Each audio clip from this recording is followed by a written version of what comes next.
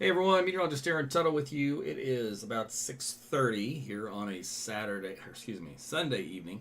We've got some storms that have been kind of bubbling up across the eastern third of Oklahoma over the last probably 2 hours. And in the last about 30 minutes, some of them had rotation with them, and then it looks like a couple of them try to produce tornadoes. Did have a couple sighted weak ones over like Eufaula. So we got a couple of more warnings out there, so we're going to talk about those, and we'll track those into eastern and southeastern Oklahoma, also northwest, western Arkansas, and maybe a little bit in the southwestern Missouri. That's where the current tornado watch is located. It's not here in the Oklahoma City metro area. Right here, we've got some clouds around, but it's a nice sunset. It's quiet here. Pretty pleasant afternoon and evening here across our parts of Oklahoma after dealing with those storms last night. So let's take a big picture view here of the state. So this is all the showers and storms now stretching from the Tulsa area up north and east toward Joplin, and then back out here into the corner of the trifecta state for Missouri, Arkansas, and Oklahoma, then back down into southern Oklahoma as well. So we'll go ahead and take a look at the tornado warning storms. The first one here, that is south and east of the Tulsa area. This is coming in. This particular tornado warning storm issued about 30 minutes ago, so it expires at 6:45. The rotation that came along with it when it was first issued didn't last very long. It kind of dissipated, but the warning is still standing. Moving to the northeast at about 20 miles per hour. Let me get your bearings here on this for the county. We'll go up here. So we're looking at Cherokee, kind of the northern part of Cherokee County. So coming in toward the Pegs area. So let's do a storm track on this. And is it going to show me any other communities? No, because it's moving so slow. Eventually it'll be up to Oaks into Kansas. So if we said northeast at 20, let me see if I can track just the little mesocyclone part of it. That'll eventually take up here to Cold Core. But until then, Oaks and Kansas in the path at 713 at 724, assuming it doesn't go any faster or change its course any. All right, that's the one going up here into northern Oklahoma. So nothing again spotted on radar at this time. Let me take another look here at my other radar view and zoom in. So you can see there's a little bit of a circulation feature left over right around the Pegs area. Right about here, but it's extremely weak and disorganized. So that's good news, but still, stay in your shelters until that particular storm has passed you. Location of this feature, by the way, from Pegs, about 2 miles to your north. East Road 635 looks like, and North Road 430. All right, so let's jump down to the southern storm. This is in Macintosh County, up around Eufaula. This is on the far edge of the radar beam, so the won't have the best sample in the atmosphere of it. So we'll take a look at a couple different radars, try to do our best. It's a limitation that we have in this part of the state. Let's see. We did have at least a lowering associated with this. We have this little rotation area for red and green, very, very weak. The atmosphere today is not like it was yesterday, so the winds are much weaker, which means typically a weaker tornado should one develop. So that's the good news in today versus yesterday. Let's see here. So we're going to just kind of track this one as well. This is the line here, which shows coming up right along. I'll go here. East Road 1210. And give me a North Road 4130. So that puts it over Eufaula here about 37 minutes after the hour. So let's go ahead and do a storm track on that. We'll expand that out here for you. So let me zip on back down here.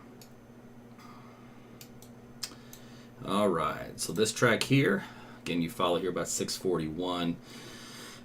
Movement on this one is to the northeast at about 24 miles per hour. This warning will linger until about 7 p.m.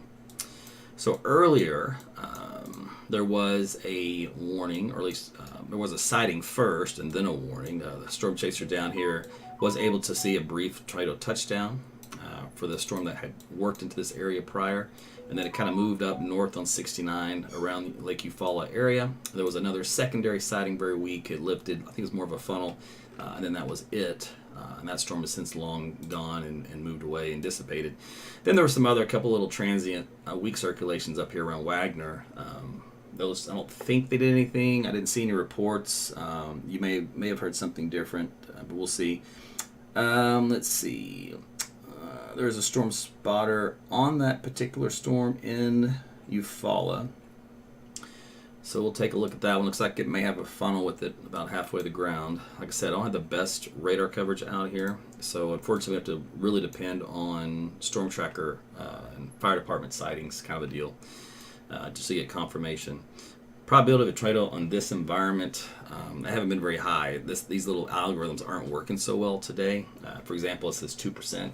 The last time it produced a brief weak tornado was at 2%. So again, these very, very low numbers apparently is all it's going to take here for today, whereas yesterday we're dealing with high numbers greater than 70, I believe. Okay, let's see here. Any other storms?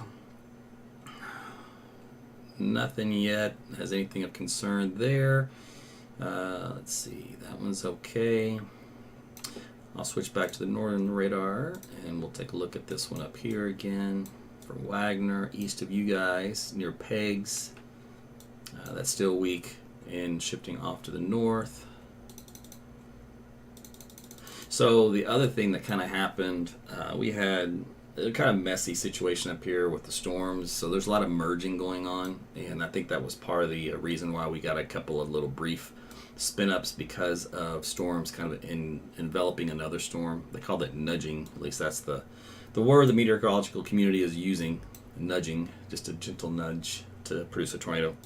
These terms are coined by those in the research world of tornadoes, which of course want tornadoes and they want to understand tornadoes, so they get to come up with the terms that we end up using. Okay, let's see. This guy here, that's kind of right along the tri-state boundary here, has let's see, still a little bit of broad circulation with it right here. It never did tighten up, but because it's got broad circulation, it could. So we'll have to watch here in the next 10-15 minutes, see if anything does eventually happen in this area of southwestern Missouri and far northern Arkansas. So keep an eye on that one. Otherwise, there's nothing tight as far as circulation goes this time. Just an area of broad circulation that could eventually do something. All right, let's go on down here back into our one tornado warned storm that at least has a sighting of at least half a funnel. Let me see if there's any other news on that one. Do not. So remember this situation here today is again nearly like it was yesterday or last night. The back edge, by the way, of storms, let me show you that here on this map here. So we're looking, if you were to draw a line in the sand, it would roughly be about where it is here in northeast Oklahoma, back down here toward Durant. So this was kind of the focus zone for a few of these storms to go up. So they kind of formed right over Tulsa and just to the south. And then they've been kind of now moving east of that boundary, and that's kind of the left western edge here of the tornado watch. So the tornado watch is this little yellow box here, which does continue to move on into Arkansas, Missouri for a little bit through the evening hours. So we do have some additional storms here on the western fringe of this. This is all thanks kind of a surface convergence from a southwest wind and a south wind that's across the area. I'm going to put the temperatures on here.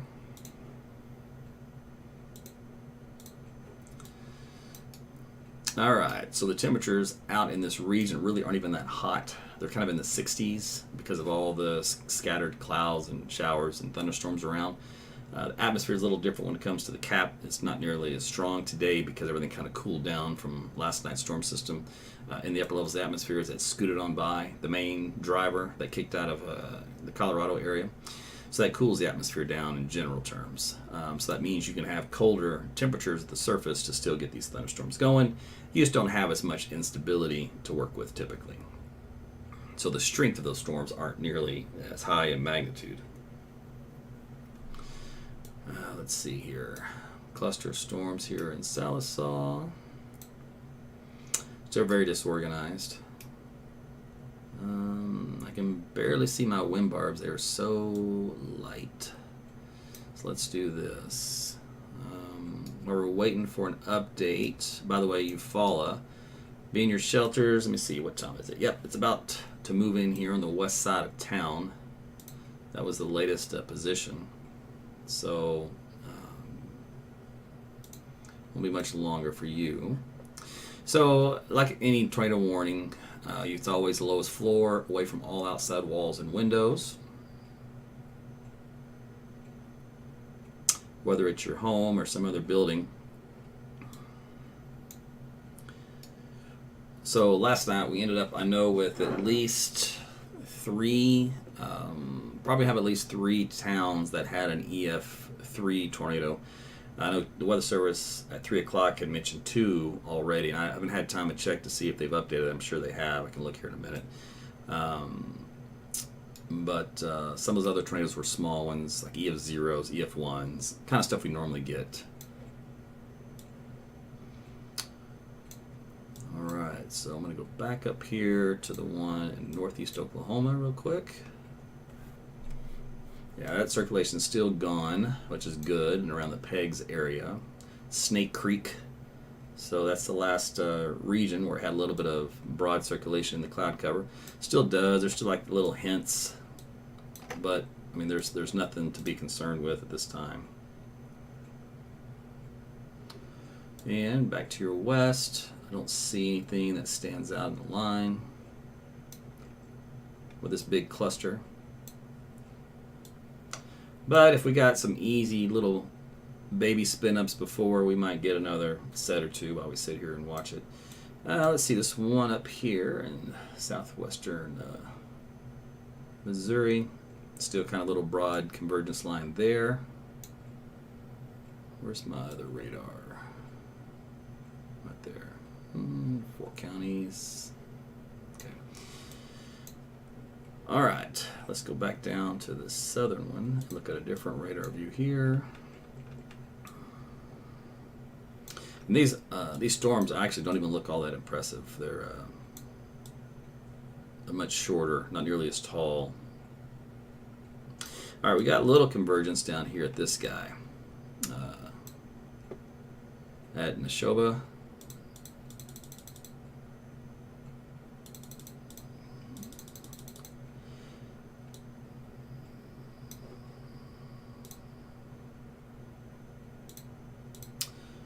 So, a little rotation with this one. There's no warning on it at this time. Albion, it's south of you by about 10 miles.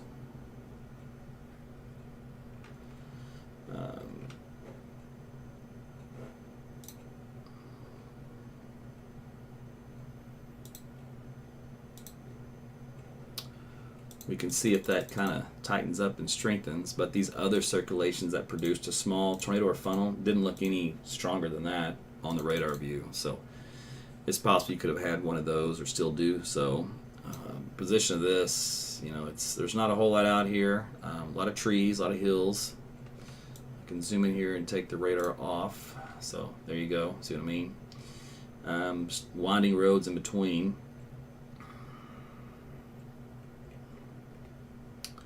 This is, like I said, south of Albion, south of 271, north of Neshoba at 144.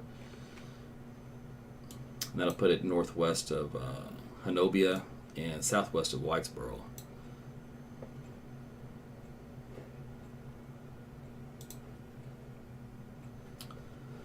Let me launch another program. It might be able to find a small road. Not every map has these little teeny tiny roads notated.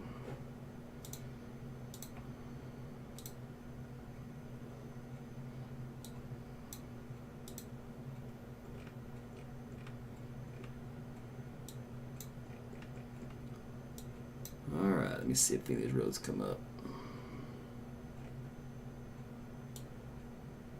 Nope, nothing out here. Those kind of roads are the kind that don't get marked. There's trails. All right. Anyway, so I'll keep an eye on that little guy. So Eufaula, this storm is now over the western sides of town.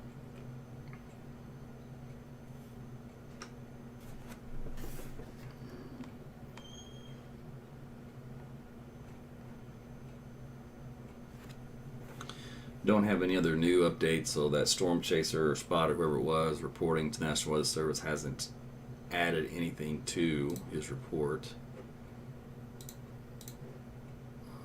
Let's see.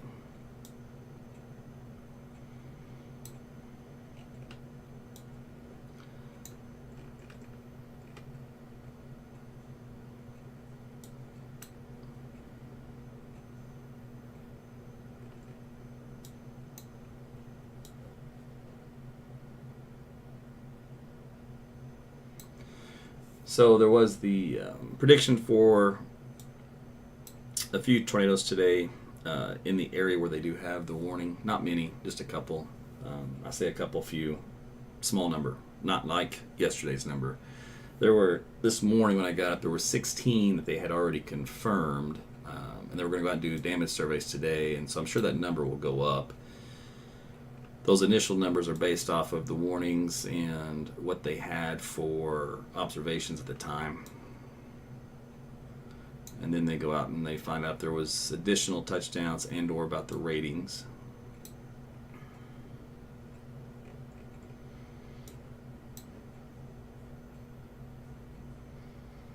And they have to update those as the groups go out.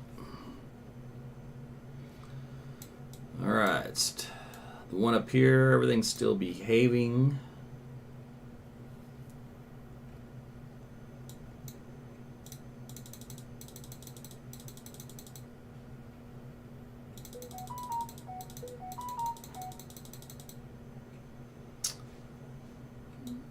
This one has like a little vortex, mid-level vortex with it right here that's causing the circulation. Bookend vortex. That was a term I was searching my brain for last night. Bookend vortex, and I could not find it. The brain cell was like, I'm throwing that term away. I don't ever need to use that. I want to use that again. I don't know what it was thinking. And I was just sitting there going, come on, Aaron, what in the world is that thing? You ever you put your keys somewhere, you can't find them, that kind of a thing. You put them somewhere. It was one of those deals. Anyway, that's a little baby bookend vortex probably on that back end. It's a small one. Just a little mesocirculation center in the mid-levels of the atmosphere. That's all that is. But what it does is just creates an area of constant convergence and just a little rotation that can sometimes ingest a little eddy at the surface, and then you get yourself a little tornado that briefly spins up. So we had that last night coming into the metro on the south side of town.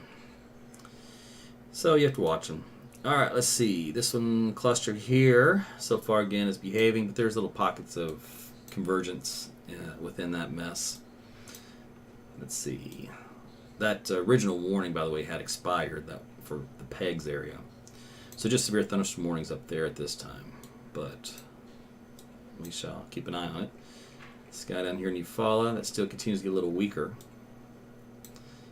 Notice not a whole lot of activity here in southeast Oklahoma. It's possible that area is still capped from some subsidence from the storms that exited that area of the state this morning, meaning that, to make this easy to understand, it's possible that this area here, where we had the convergence, had just enough sun today, enough heating, to get some storms to go, whereas the cloud shield down here stayed a little bit more stable. That's helping to limit precipitation development. All right, let's go back down here to my little guy that had a little circulation with it. Still a little broad area, and it's weakening as we speak, so I didn't really do much.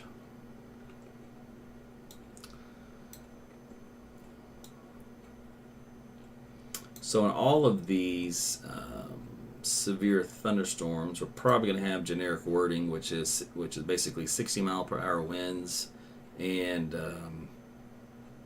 does it even give the hail size? No. So dollar size hail typically is on a standard generic severe thunderstorm, and winds in excess of 58 miles per hour. These up here have nickel size hail and 60 mile per hour wind gusts. So they're going with smaller hail today in these storms, looks like, for the warning, and they're going with just the winds. Yeah. All right, so for Eufaula, again, you guys now north of town, because this storm has actually moved more north than it did east. So it kind of skirted the outskirts on the west side, but it basically just lifted north.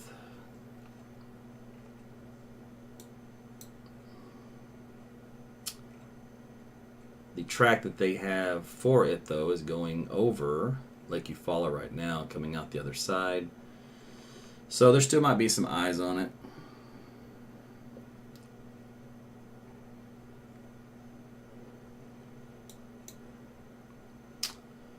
me switch to my other radar here. But I'm telling you, ironically, when I first saw that initial report of a tornado in Eufaula for this afternoon, it looked very similar to this, and I was like, you gotta be kidding me. That's it? That thing's producing a little weak tornado, and sure enough. So I'm not gonna say much, because if it's already done it once, why not do it again? So anyway, this is pretty much right over Eufaula area. So your warning will continue for a little while longer, so stay in your shelters. That's the only tornado warned storm in the state right now. Zip back up and look at this guy.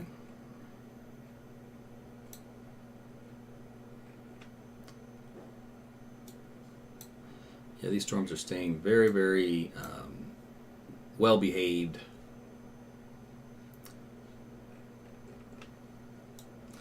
So let's see, let's do something. Oh, let me look at this one real quick again. Wrong radar. This one.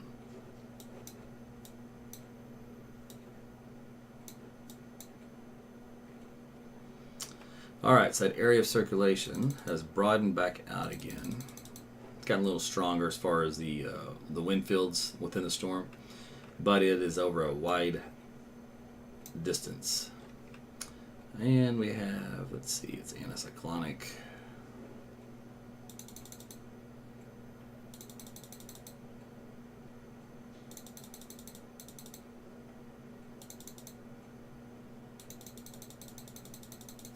We're just getting a lot of these messy cell mergers, and that's creating some interesting little eddies that get sometimes picked up on the radar. All right, we'll see if this one does anything. Probably the tornado's at 6%. So should this do so, what's the movement on this? Northeast at 35. All right, so northeast at 35. Let's go down there and do that.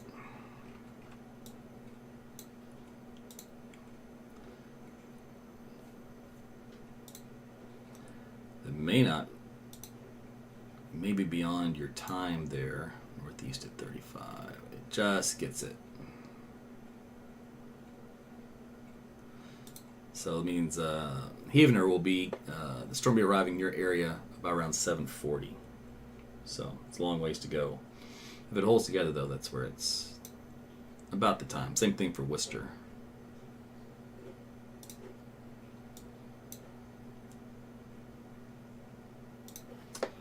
All right.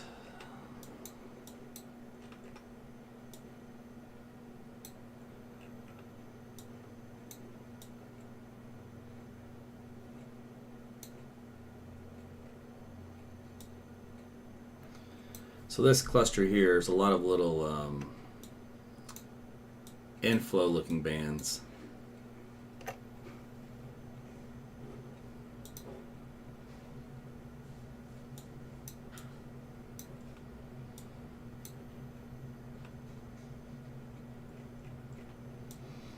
All right, so while we wait to see what happens with both of these, we load up some data.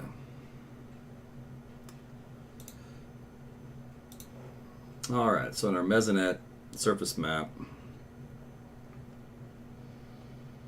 our little trough axis, it's messy because the dry line that did come through last night and this morning is basically trying to retreat slowly because our dew points are racing back in. Boy. So the surface boundary now is snaking like this kind of configuration. So the these dew points here in the 60s, upper 60s, these guys all had a southeast wind today. Still do in this part of the state. And that helps those thunderstorms rotate a little bit better.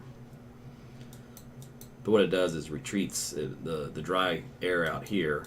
It starts to retreat, and then winds will start to back, and this whole air mass starts to moisten up. So For example, here in Oklahoma City, we've moistened up a little bit. So we're low 60 dew points here on the east side of town and mid upper 50s on the west side of town. It's not much, but it's a little moisture that's returning. So this is a little weak convergence on this boundary right here on the northwest side of town. So because of that, you get this. So that's that little, looks like an anemic, starved storm is trying to develop. See these guys? See how, matter of fact, I'll zoom in a little bit more. Oh, no more do that one.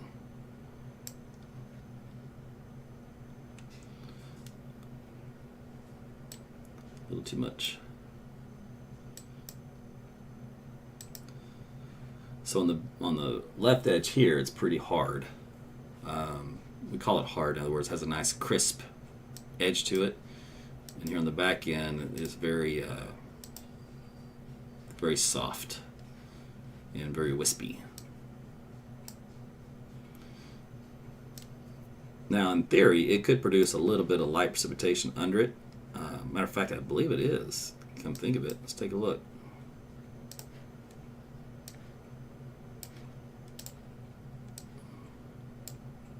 I would say little Virga. Yeah, there's little wispies. I mean, little gray streaks you see underneath that. It's very, very light rain that's developing. Anyway, so this is just a little convergence line here on the west side of the metro that's trying to produce a few storms, a few weak ones, making for a nice sunset.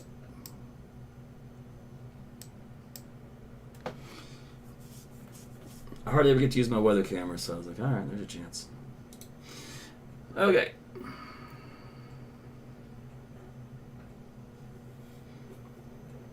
Let's go back here, check out our radar again.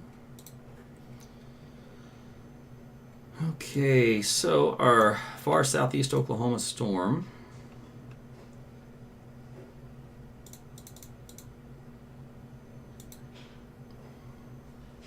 still trying to get its act together, but little by little has a little rotation there in the mid-levels. This is up around 4,000 feet.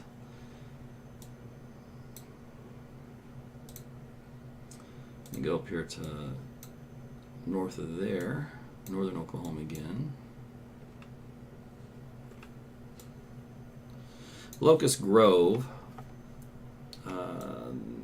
is starting to get a little bit better organization here. We'll see if that turns into anything. And what else we got? It's got in Missouri, still behaving.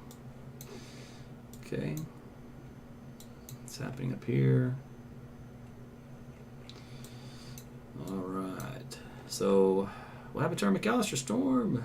Oh, there it is. Excuse me, Eufaula storm. It's lifted north, really falling apart.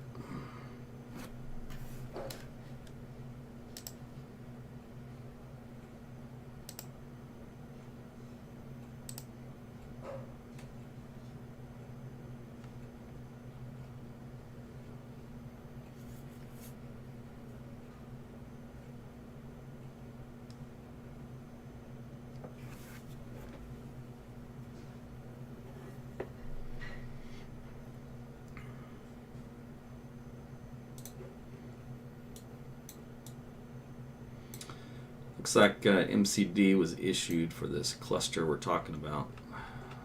Let me check these guys out right here. South of Atkins. This is in Sequoia. Yeah, Sequoia east of Salisaw. There's a little potential rotation development here. So we'll see if that does something. Let's go read the Mesoscale discussion. That's the watch. See, they only have a moderate probability of 2 or more tornadoes, 30%. And the probability of a strong tornado is only 10%. So again, this is a low threshold watch today. Discussion. Tornado threat continues. Favorable surface winds may support the risk of a tornado. And that's kind of centered over the I-40 corridor north into southwestern Missouri. Let's see. Tornado threat continues. Corridor of favorable surface winds may support a risk of a tornado. With recent surface observations indicate winds across northwestern Arkansas into southwestern Missouri are backing. In other words, they move to the southeast and easterly direction. As convection approaches from the south and west, the southeasterly component has not handled well by recent RAP analysis data, which may indicate low-level shear is more favorable across this corridor than indicated in recent guidance. In other words, the models. The VAD wind profile from the radar shows around 250 300 meters per second squared of low altitude southern storm-related felicity. So this area may be focused zone for potential for tornado in the short term.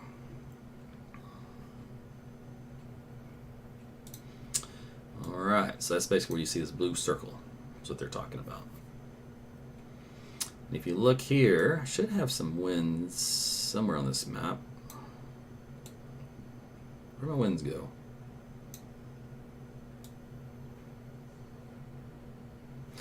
Well, I've got a wind here. Oh, I've got the Oklahoma winds there. Let me see. Maybe this one has it. Yeah, here we go. So in this one, Fort Smith, see there's a wind here from the airport observation. Looks like east-southeast direction. They're very light, though. That's the limiting factor. If the winds are much stronger, say 20, 25 miles per hour, big difference. When the winds are southeast at 5 to 10, it's not as helpful for trying to produce a tornado. These ones here, Fayetteville, southeast breeze, about 10 to anything higher. Yeah, 11 knots. So gusting to 20. There you go. A little stronger there. In southwestern Missouri, or excuse me, northwestern Arkansas, and southwest Missouri. They're also from the southeast, a little lighter.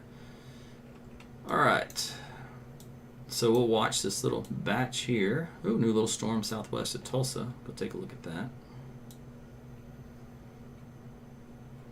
Okay, this one that we looked at earlier, nothing yet. What about the one down here? Nope, nothing yet. Probability of a tornado has gone at 9%, though. That's the highest I've seen so far today. All right, let's go to Tulsa. So let me switch. That Eufaula one just fell apart completely. All right, what we got out here? Bristow, a new little storm for you guys. And let's see here, Liberty. South Tulsa. New one for you around Bixby.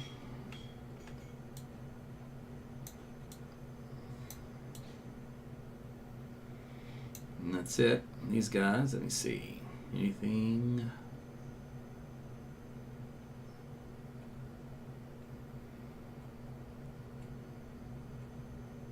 No, that's a convoluted mess.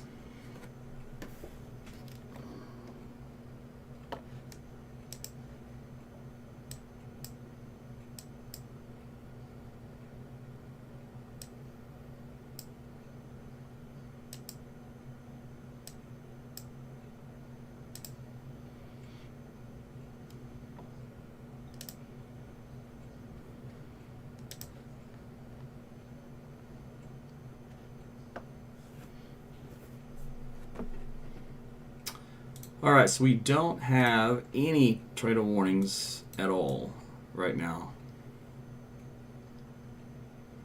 Just the potential for some coming up in the short-term meeting within the half hour.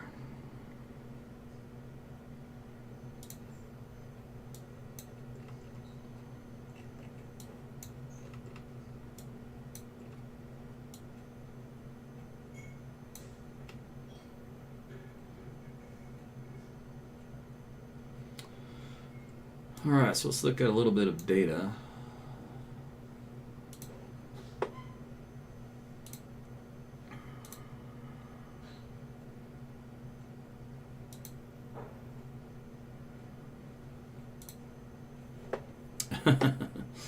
There's my storm out in my backyard. See him over here on the left part of your picture.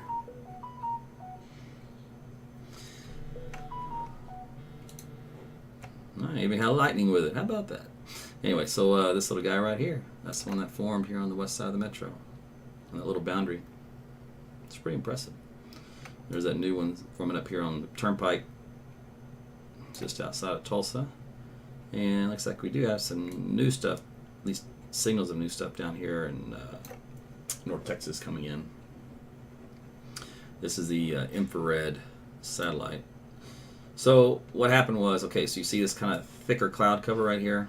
So this basically retards the heating, so it doesn't allow the air to mix and to heat up and to get a little bit more unstable. So on the edge of this is where you did have clear skies enough to allow these cumulus clouds to develop within that more unstable atmosphere. And then here, well, we get this little line is because we're basically reforming our surface convergence here. And so that's what's getting these storms to go, which tells me the atmosphere is weakly or not even capped at all. And if it's not capped, all you need is a little surface convergence to get something to go, and it looks like that's what's happening there.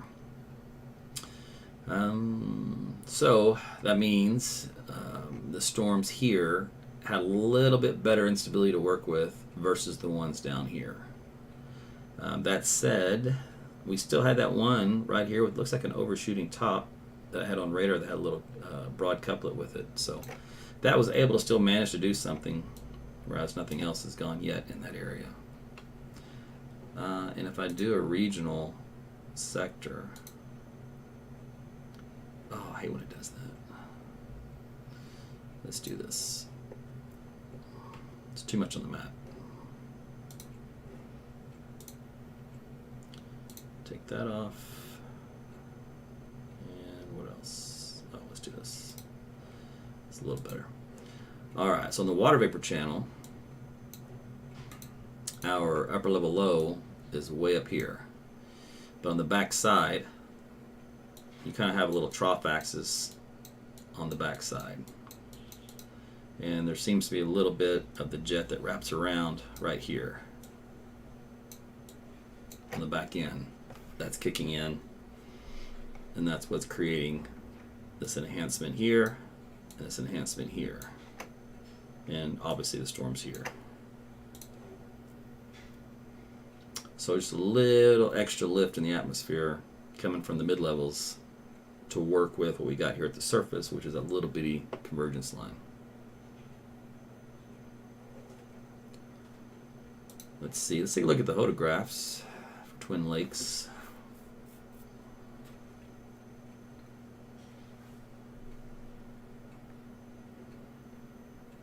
At least I think. Are you working? Well, let's refresh it.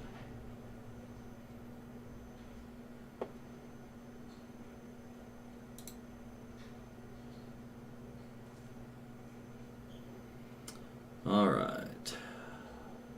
Yeah, a little messy here. Let's go to Tulsa. A little less messy. A little bit more favorable for supercell type development. Let's go to Fort Smith. That one's a lot better for supercell development. So the better shear is in far eastern Oklahoma. What about Dallas? Yeah. Yep.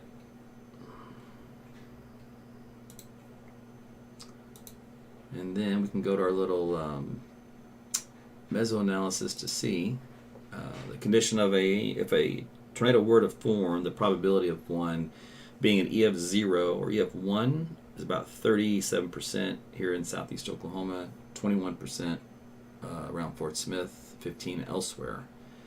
Probability of an EF 2 or higher, you can see it's in the single digits, almost at 0, 10% down here in northeast Texas. Most likely area for tornadoes. Let's take a look at a few of those ingredients. There's a favorite area there in northeast Texas. Southeast Oklahoma, right here. That's off of tilting and stretching of vorticity. You see it, there's a red line. Technically it backs all the way to Oklahoma City, really, if you want to get into the weeds, but better stuff's east. Shear also southeast Oklahoma. And let's see. Fixed layer, effective layer. Really likes that same area. If we look at the environment, let's go select Fort Smith, for example. For all tornadoes,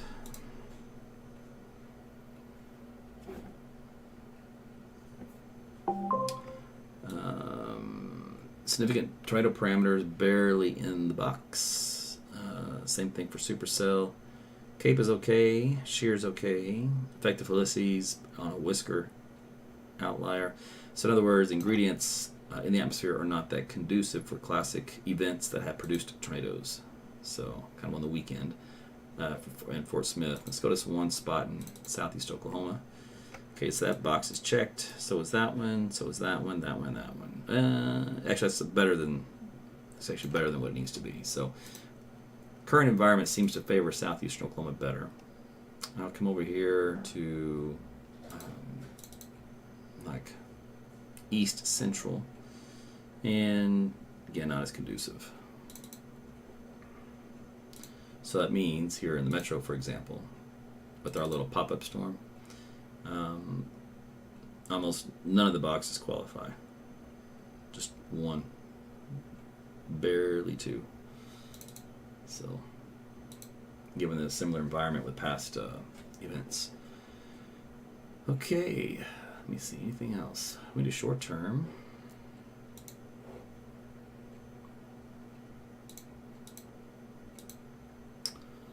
So, let's see, short term data suggests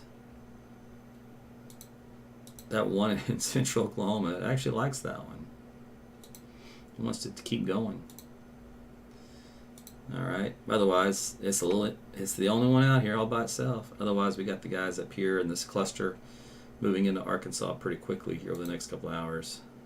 And there's some helicity tracks in here that the model does indicate for, there could be some damaging wind. You might have the weak tornado probability. Let's see, other than that, looks like a secondary line zips down across the Tulsa, northeast Oklahoma in the model data late, around 2 in the morning, 3 in the morning. And that's about it. It's really, really weak though. Okay. Alright, let me go back to the radar. See if anything's changed. So Bristow, that little guy there still hanging out. More stuff popping up here in Tulsa. Bixby's got a little action. Alright, guys up here, just a cluster of rain. Okay, no big deal with any of those.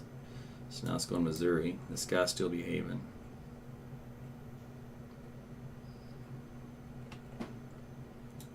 Alright, let's go to these guys down here in Arkansas. I feel like let me switch radars for that one.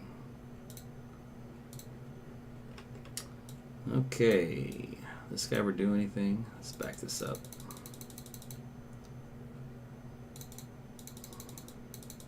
Nope. Alright, and then what about our guy down here?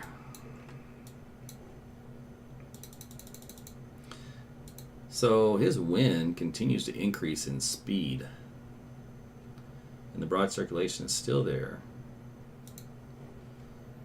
So the wind's feeding into this parent circulation center actually get a little stronger.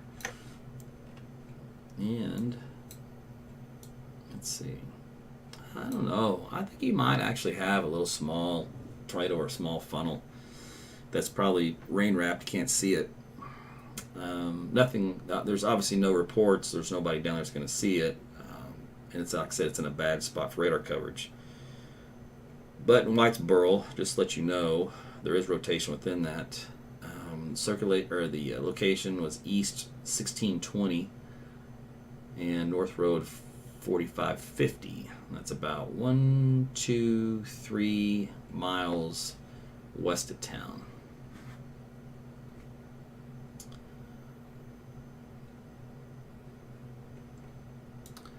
Just a severe thunderstorm warning on it, though, not a tornado. Then it probably won't be a tornado warning until one's been sighted, or we see this debris signature show up on radar. That's pretty much the only way I think you're going to get a warning out of that.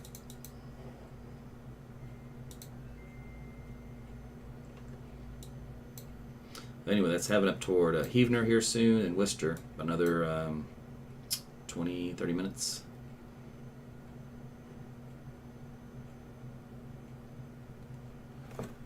Oh, now the Weather Service is looking at that deal in the Flore County. So now that it has their eyeballs on it, they may end up triggering on it. We'll see. It has that little donut hole look to it.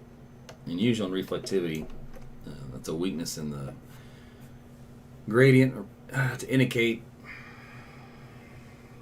that there's a little convergence of wind in a cyclonic fashion.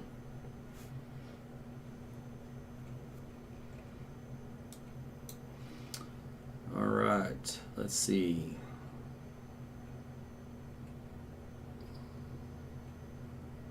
Let me go look at the, for fun, the Oklahoma City storm.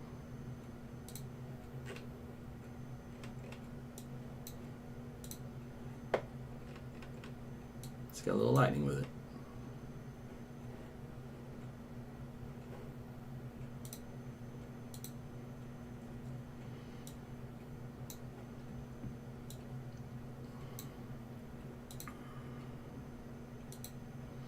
Does that have a warning on it? It sure does. 1-inch size hail, 60-mile-per-hour winds.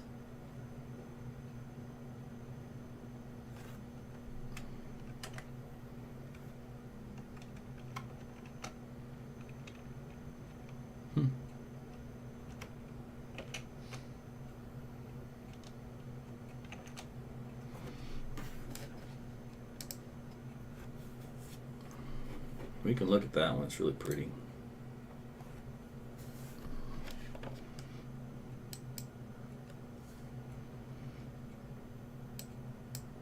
So this is I'm looking at the north end of it, toward Piedmont.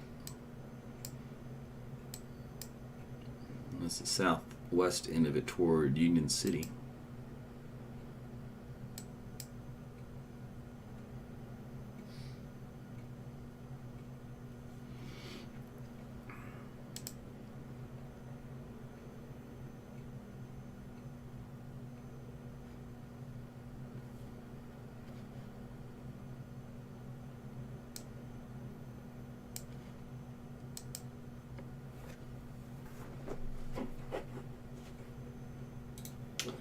Anyway, so that's looking out here over this storm cluster just west of Yukon and Union City.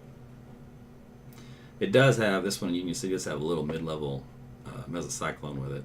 It's very, very weak though, so I don't want you to get excited.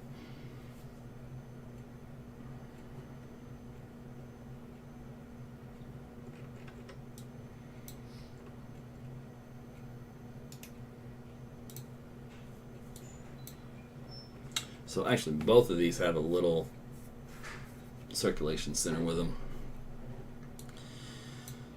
Let's see, this one, Highway 81 and Reno Road. And then for Union City, this guy here, he's on South Airport Road and Southwest 59th. And honestly, that's a little anticyclonic one.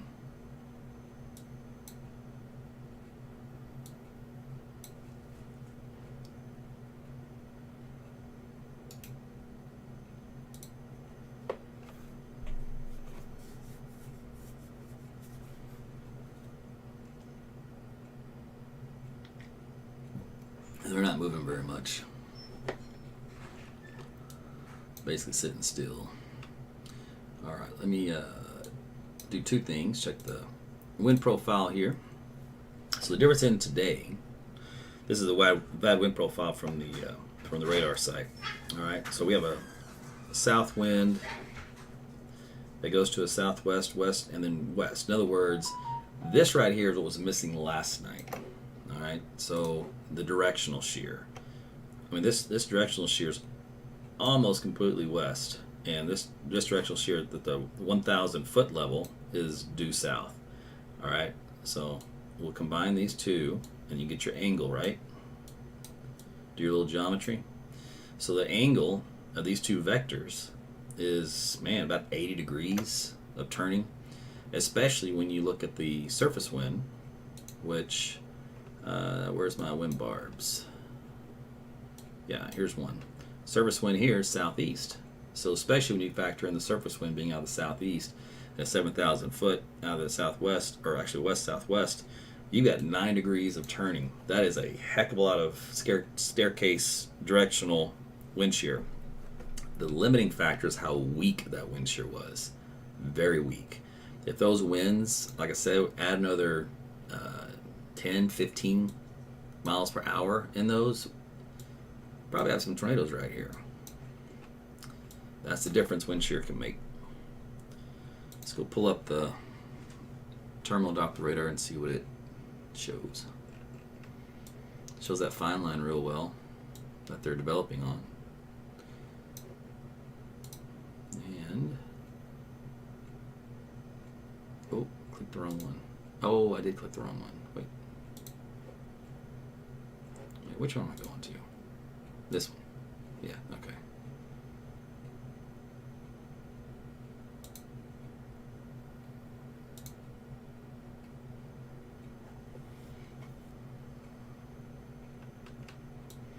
Okay, so there's my storms, there's my boundary, there's my really weak wind shear.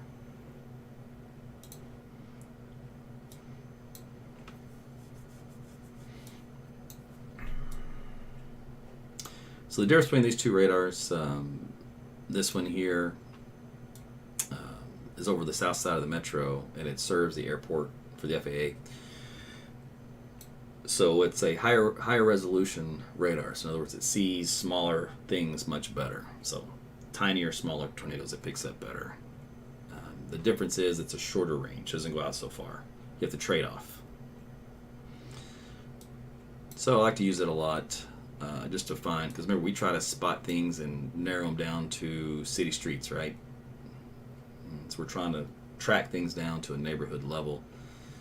So warning criteria on this one just came out. Severe thunderstorm warning remains in effect for north central Grady and southeastern Canadian counties. Severe storm located near Union City, moving east at 20. 60-mile-per-hour winds and quarter-size hail.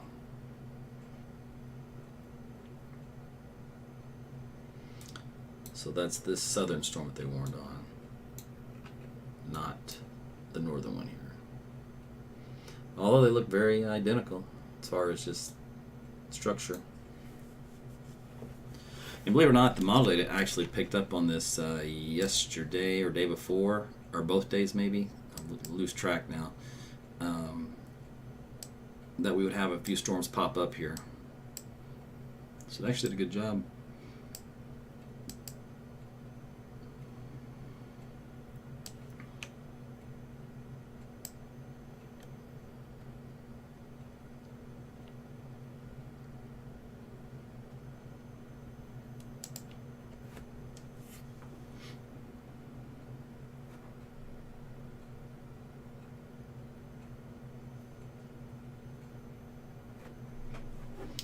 Alright, so let me watch this kind of stuff just for fun. Let me go back here into southeast Oklahoma.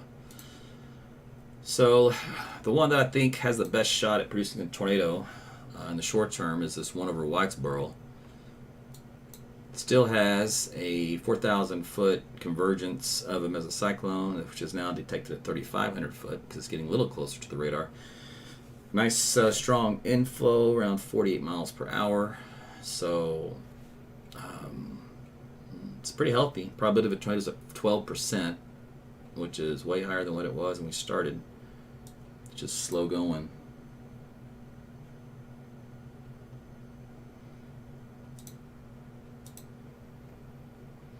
So Whitesboro, I'm sure you've seen a nice wall cloud go right overhead.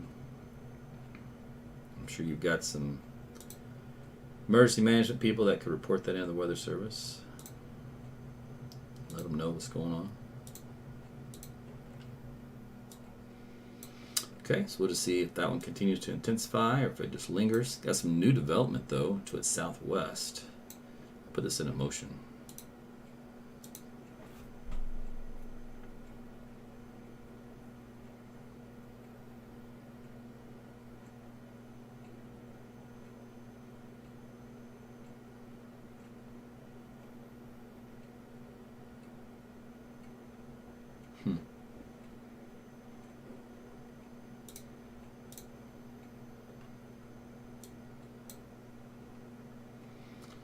It's really starting to try to get that look to it.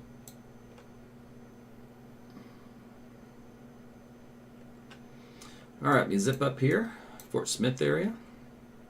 This guy here at one point looked a little healthy. Still does, has a little bit of a hook on it there. Not doing much with it though with respect to the wind.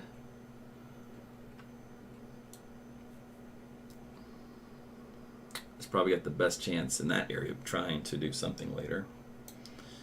Then we got the one north. That one's still fine. And that's it. So those are our two strongest cells. I'm going to go back over here.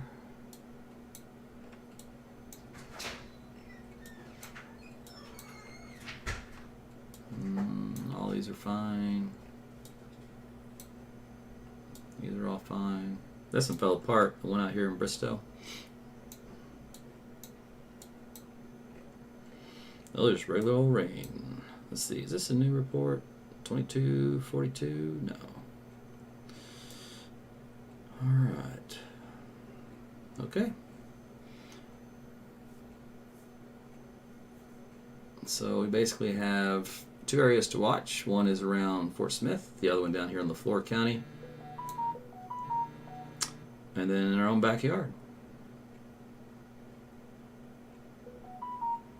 Let's see.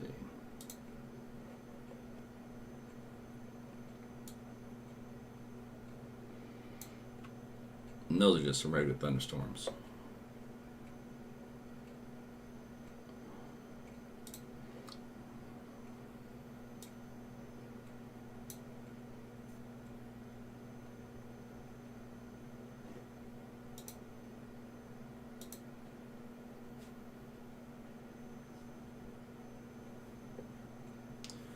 So I told my wife yesterday.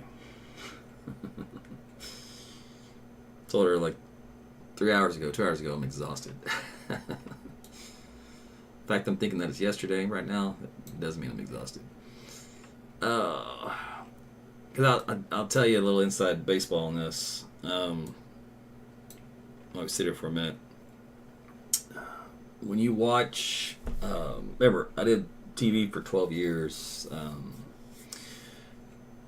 So for that whole production to occur, for everything to happen, and I'm going to switch radars down to the Flore County. If that's a better one to watch. So we don't miss anything.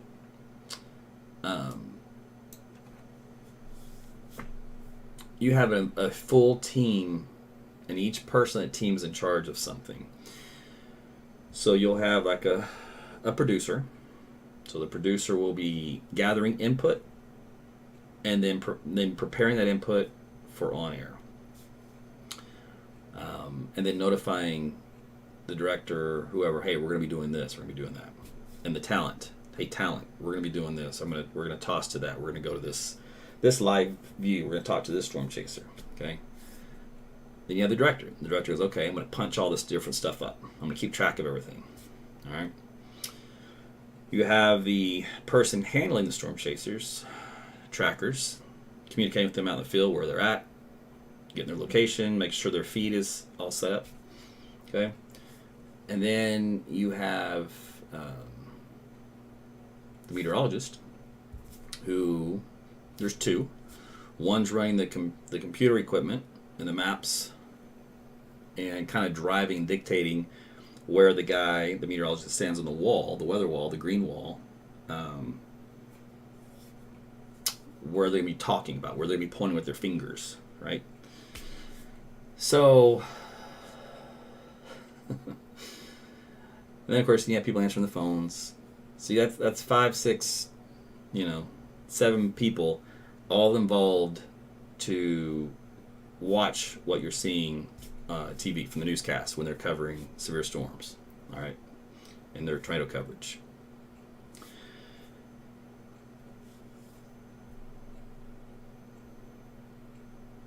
Now, if, let's say, there's a technical issue and something goes down, they have an IT guy that swoops in and gets it back up and running. Because everybody else has to keep going. You can't stop, right?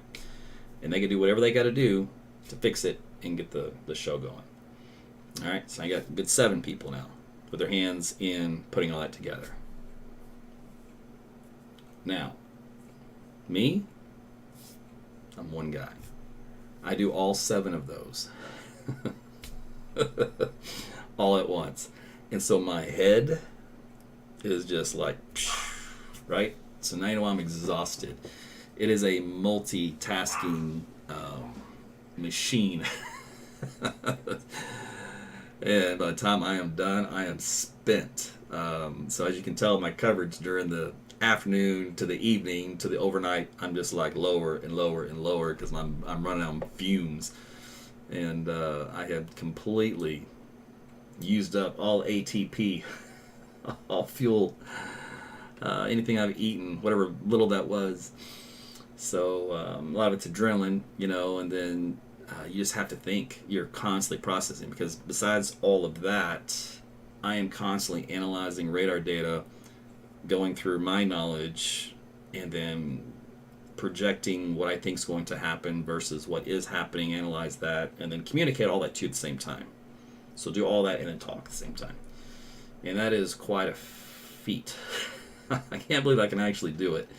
But I just wanted you to understand how rare that is to have that ability to do all of that, right? It's not easy. And so I'm a one-man band doing the same thing that a billion-dollar corporate entity is doing. So that's impressive, at least to me anyways. And again, I'm able to do all that just for one purpose only. That's to help you guys out, track some storms, make sure you're safe. Probability of a tornado is up to 14% now.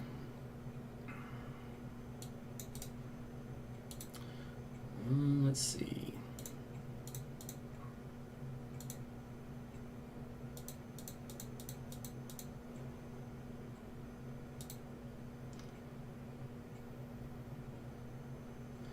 Man, this thing is really looking pretty close.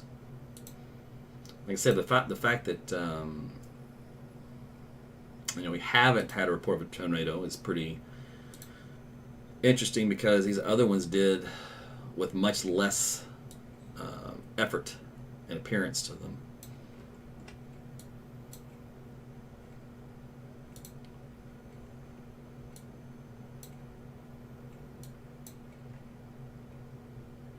So, like for example, for yesterday, I took a power hit at the house. I mean, they were nasty. I mean, I had multiple just boom, boom, boom, during coverage, and especially at that one point, and it of course trips the whole house. And I've got everything on a UPS to prevent that from happening.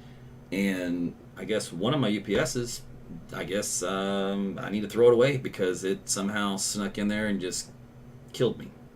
The other one, it held it, but it still rebooted the computer, which is not supposed to do because it's not, like I said, it's powered up by battery. So whatever it was too quick for it to catch and save my equipment, in that regard. Maybe it saved it as far as ruining it, but certainly didn't save as far as keeping my lights on, so to speak. So I had to obviously boot all that stuff back up. So that was one issue during coverage yesterday that happened. And of course, that's right in the middle of me trying to cover tornadoes, which you have to understand, my brain is, in a whole different mindset, and then I'm not happy, right? And I have to table that emotion, to get everything back and going again, because I don't have time for emotion. I gotta get up and running, right? That was one issue, and then the other issue. Let me check up here at Fort Smith again. This guy's still behaving. Uniontown. Again, those are only 2 storms to worry about. There's a new one down here, Antlers. See what happens with that one. But then, because I was off and on so much from, let's see, I think we did 4 separate cut-ins. I think it was after the second one or the second one. I can't remember, whatever one, maybe going to the third. Whatever it was, Facebook crapped the bed. And of course I had to find out on the fly what happens when Facebook doesn't want to work. It's like it kills, it does something. It messes. I don't know if it's because the other connections to Twitter and Rumble were still going through, but Facebook wasn't. And so there's something in the software coding that if the Facebook connection doesn't happen, it causes some other type of coding error for the others. And what happened was they were getting the audio, but they weren't getting the video. It's almost like a graphics card lock, even though it shouldn't have been, because there wasn't anything produced. Because then when I could get on Facebook, get that part going, the other did not self-correct. So even though I was up and running on Facebook and YouTube, which was fine, Rumble and Twitter were still locked into this weird loop state. So what I found out how to fix that, of course this is all on the fly, and this is all I'm dealing with storms. What I found out was I had to close down my software, and I had to close down my browsers for any caching, for any of those platforms basically, because I wasn't for sure which was tied into which, and I didn't have time to figure it out. So by closing all that stuff down, and then restarting the software, and then reconnecting to Facebook, which I found another issue was they have keys that they will give you to go live.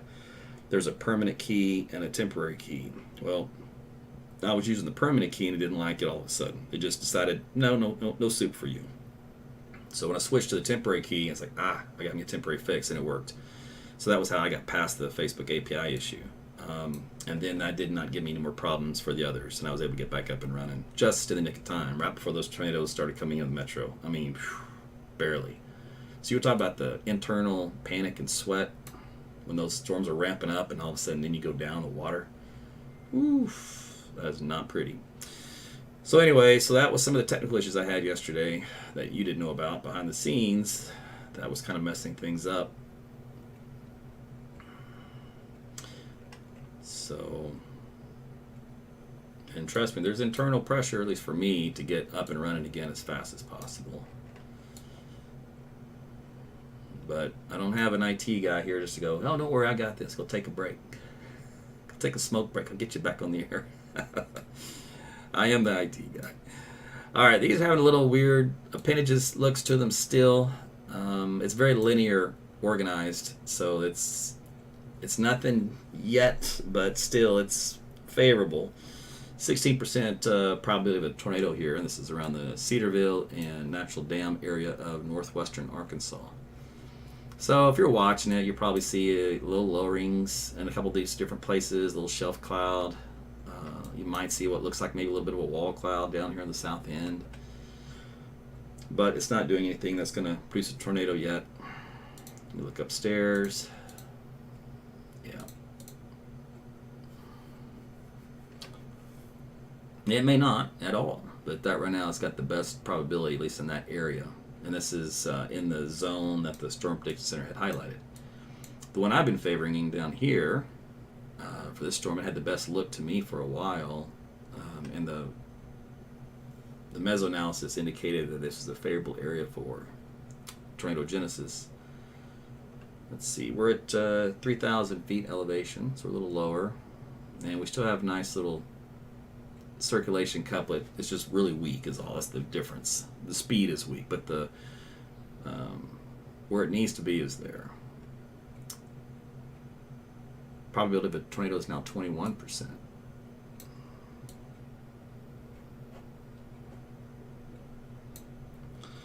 So anyway, so after all that, then I told Jody, I said, man, when I get up in the morning, it's right back to work. And because now I have to go see what happened, right? And then I got to go and make graphics and look at data and all that kind of stuff. And then I knew there was a threat of storms today in the afternoon. I was just hoping that they just wouldn't happen.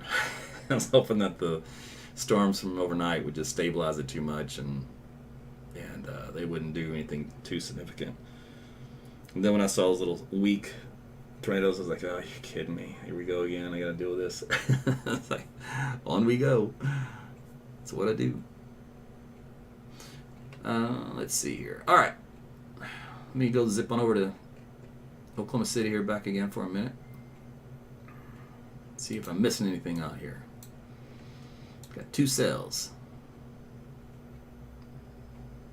This guy and this guy. They really haven't moved much, have they? Let me put this into motion. Just a slight drift to the east on this guy and a little bit more to the northeast on this one.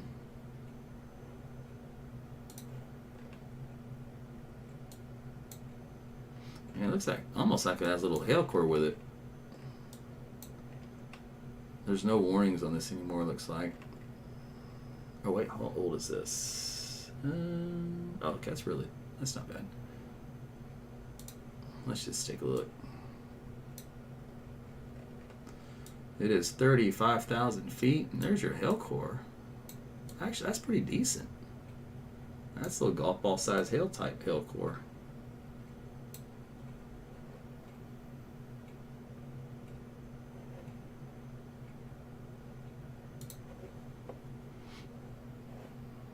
Oh, it's gonna do something.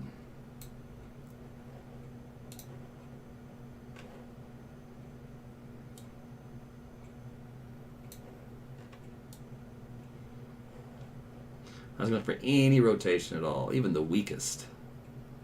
And not so much.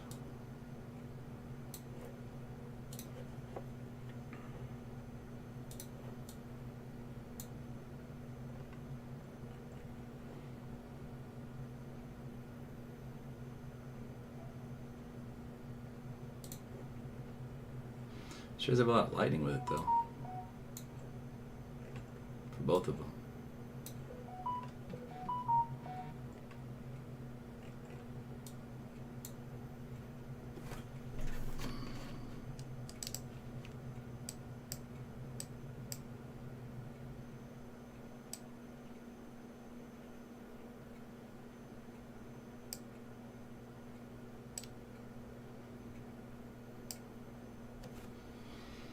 They're pretty to look at. Pull this up.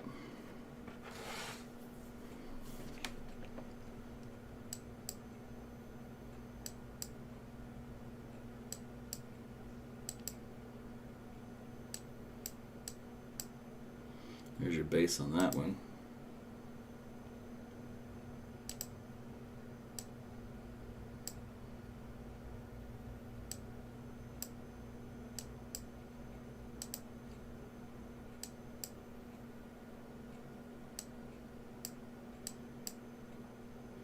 That's the kind of base you want. High and nothing underneath it.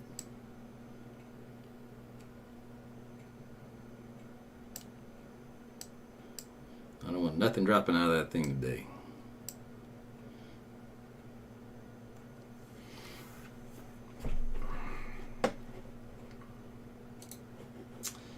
All right, let's go back into southeast Oklahoma.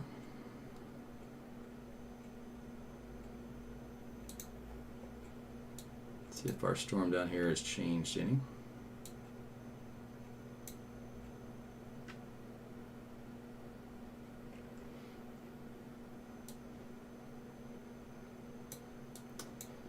Or this one.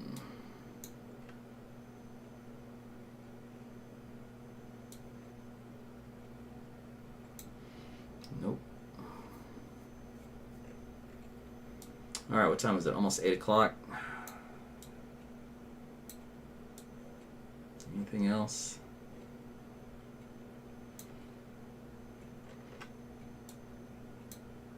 I hung with this one for so long. She was like this close. And it's still this close.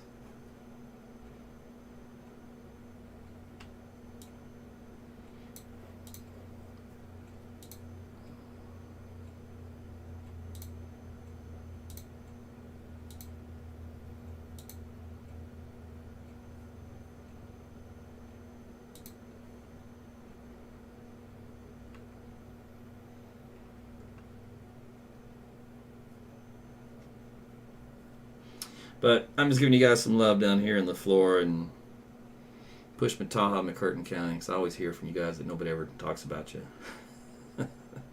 Nobody ever covers your storms when they go through. So I was letting you know I'm watching this one.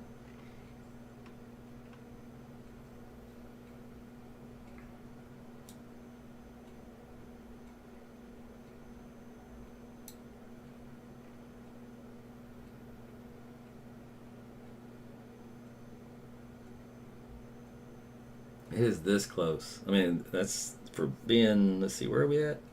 2,800 feet and 35 miles away. Looks pretty good.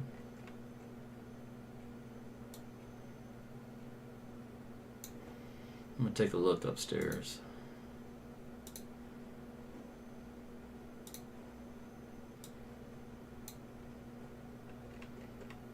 Let's see. Oh, this thing is so weak. Oh, it's low top.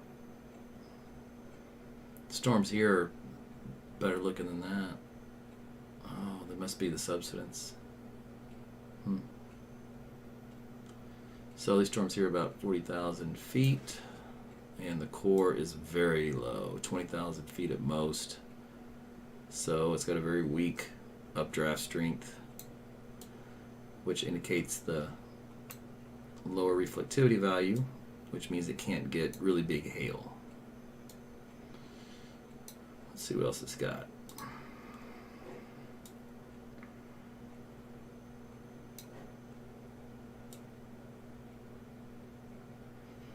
Yeah, it does have a little rotation column right here, but it is very, very weak. But at least it does have that.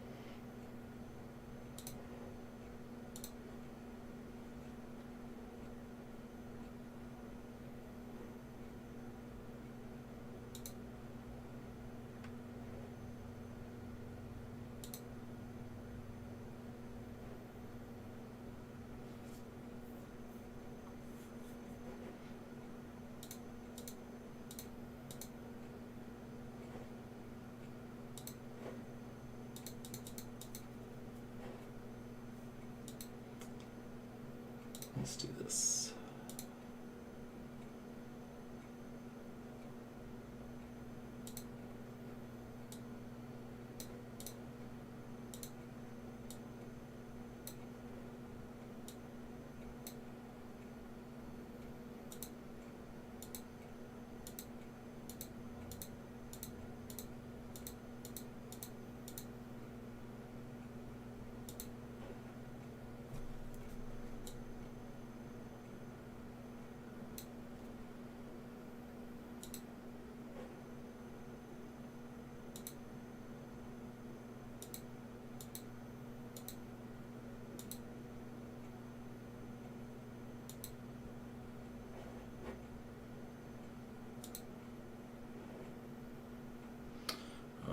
Well, the structure was good. The structure was there. It's just it doesn't have a lot of instability to work with.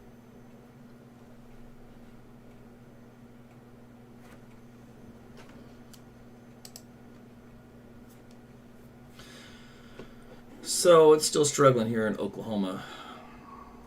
When it gets into Arkansas, in this area, it'll probably produce a tornado, just because it's not doing it here. Although, those north winds, yeah, take that back. Maybe not. It's got a good southeast wind up here, though. I don't know where the winds are here.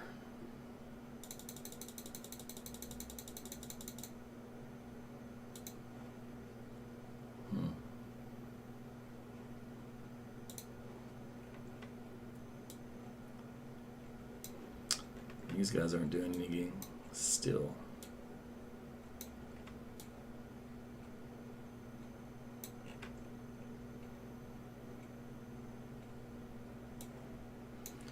What about Missouri? The guy's not doing anything.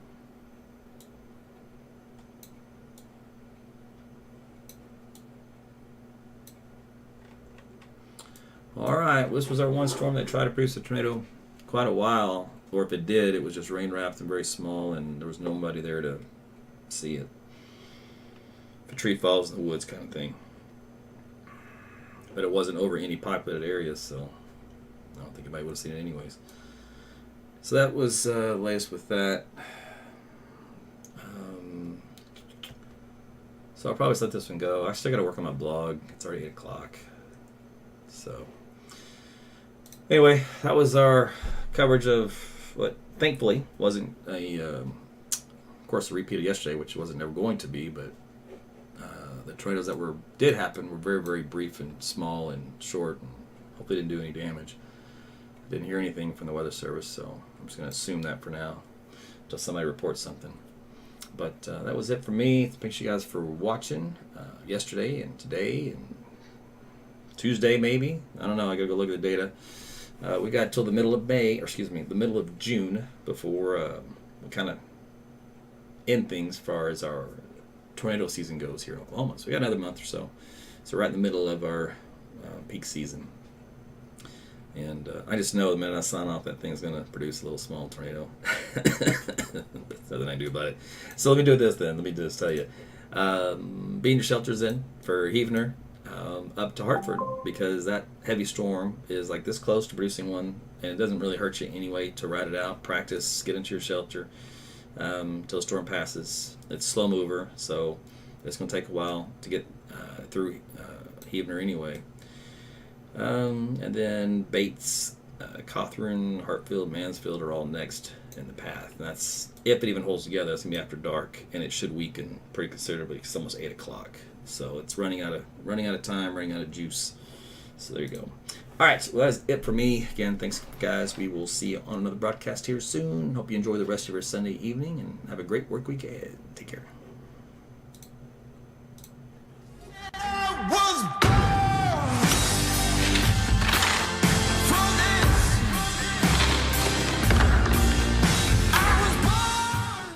All right, well, I lied. So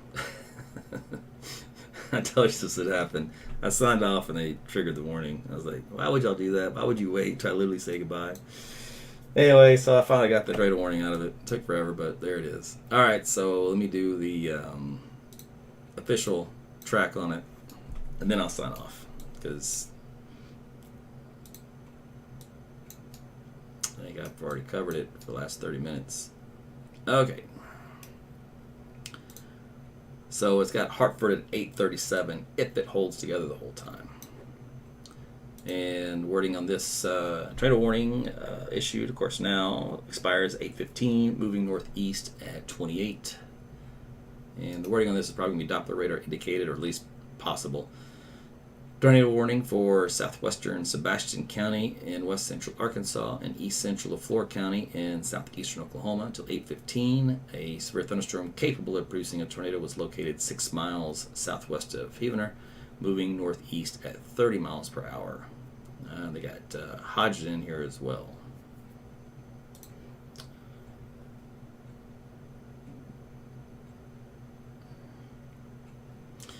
So a lot of lightning's kind of just triggered here in this area, and the probability of a tornado jumped to 31%. So I think with those couple of additions, Weather Service said, okay, we'll go ahead and issue the warning. So they're probably doing like me. They're probably sitting there waiting, watching it to see.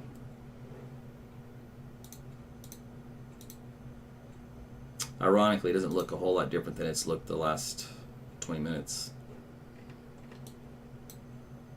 So there's our little rotation couplet, which is right along North or D Road 1540 and A53B and 1535. This is about 2 miles west of Highway 270.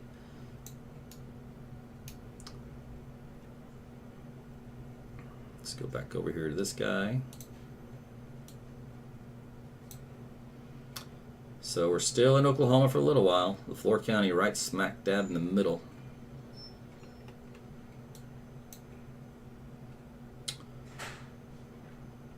So if anyone's on Highway 59, they'll have a good view. It should not be obscured.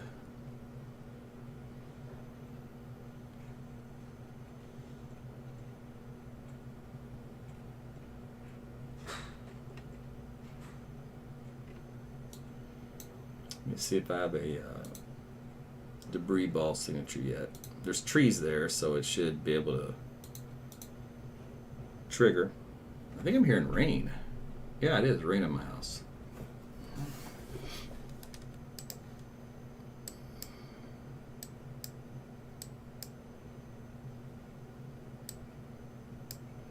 Just a nice little drink for the plants.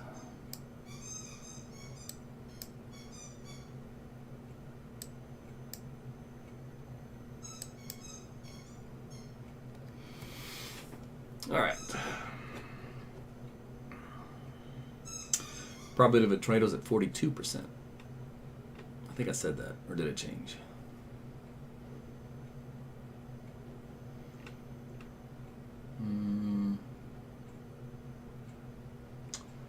Well, it may have become rain wrapped that last scan. Let's see.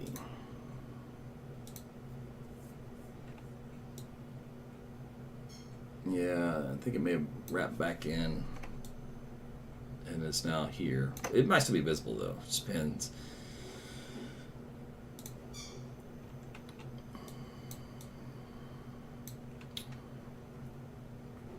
All right. Does this guy do anything? No. These guys up here, still nothing. All right. That's it. So one tornado warned storm here in far southeast Oklahoma.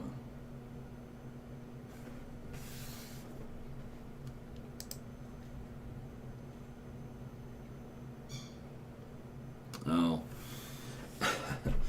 There's emergency management asked for some spotters in the Heavener area, and nobody responded. I guess everybody's busy.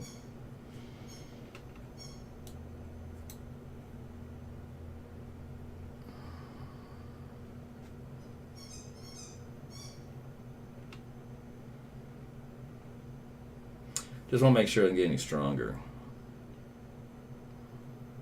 I don't think it will, but doesn't hurt to sit for another minute or two. Probability of a tornado is at 47%. So it's gone up from basically 0 to half over the last hour.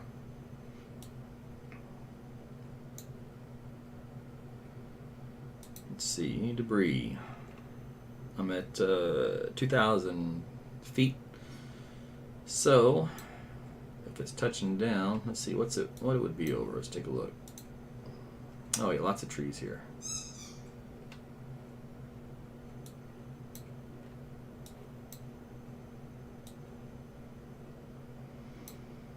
Trees and pot farms.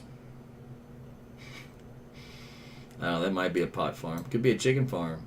Could be a pig farm. Could be a moonshine farm. Anybody know? Message me in the comments. Let's go take a road trip.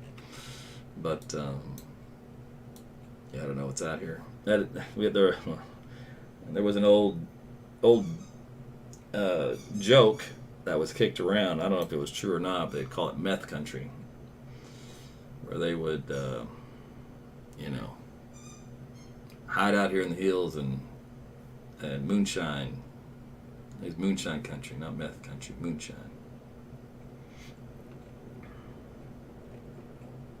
That'd be a brain misfire. Meth and moonshine are not the same, Aaron. Not even close. Anyway, a lot of trees out there. Okay, let's see.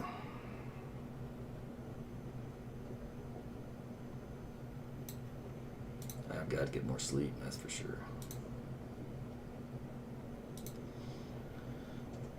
Alrighty.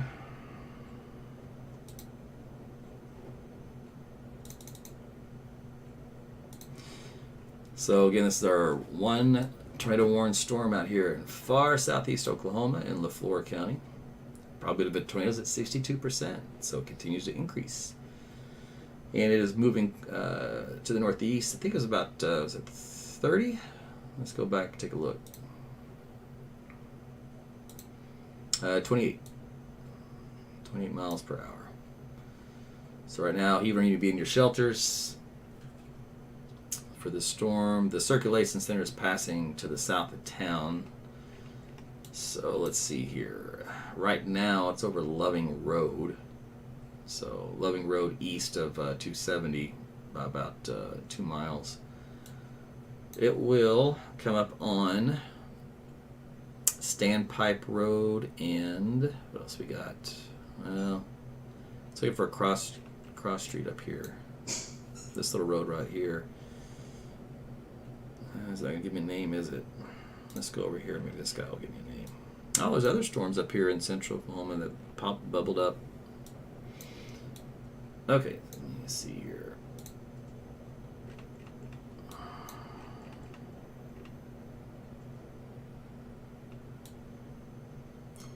Okay, so we talked about county line. That's there's a North Road 4740, and this road here. That's what I was looking for. It's not named. So it'll cross over 128 east of 4740.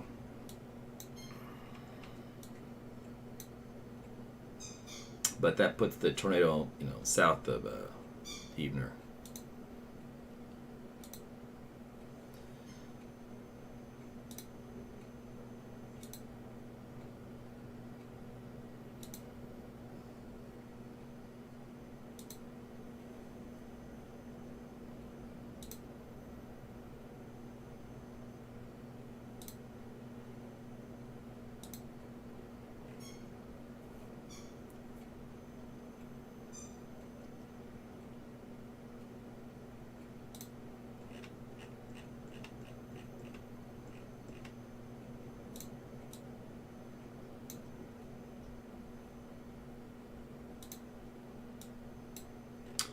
Somebody's got eyes on it.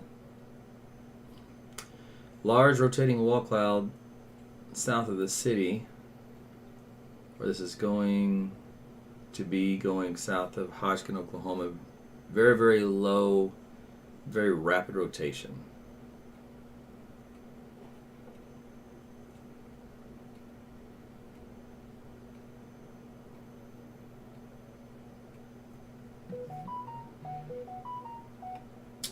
Alright, well, it's good to get some eyeballs on it.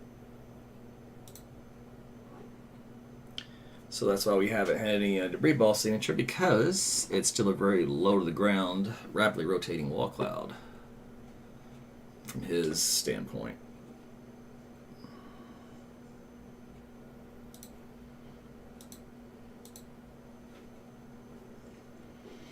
So another example of how you can have a storm with a hook echo, right, and not produce a tornado, at least so far as we know, not one currently anyway.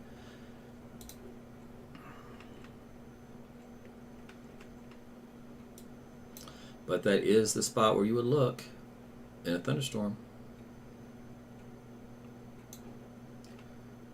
What is this guy doing? He's going up, rotating, and he's a baby shower.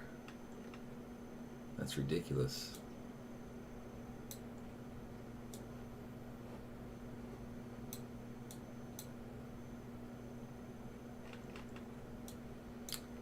Alright. Well, this has a really strong appendage, even has a little debris ball look to it. I can't believe the thing's not producing a tornado.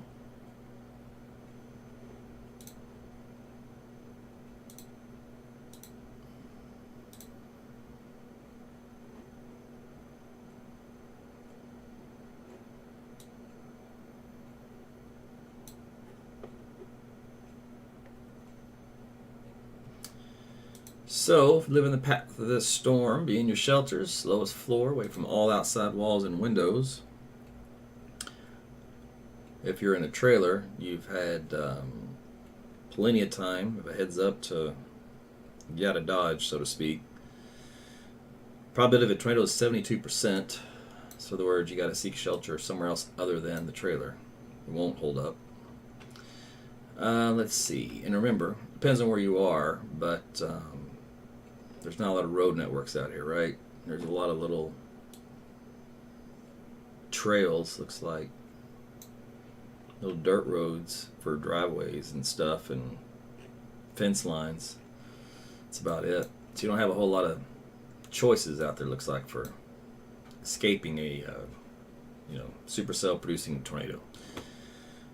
But if you had time, it's not moving that fast. It's 25 miles per hour. So for example, let's say that you are in a trailer and you live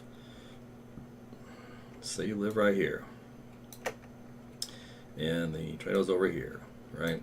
You can hit the road, move east, because you can drive faster than 25, head eastbound, and then when you get there, keep going east, or if there's a side road somewhere around here, you can go south. And then this thing will just go like this and pass you by. You come back up here and go back home. That's assuming there is a south road. There may not even be one. And unfortunately, this particular road here, 129, goes northeast. Well, if the storm keeps going northeast, then you're just staying out ahead of it the whole time. At some point, you'll have to stop and take shelter, which is the whole point anyways, was to take shelter somewhere else if you're in a mobile home. All right, let's see. So this guy here is coming up. It's about to cross that little road that I had tried to find earlier. So let's see. There's 120, 128. Let me go back to this guy.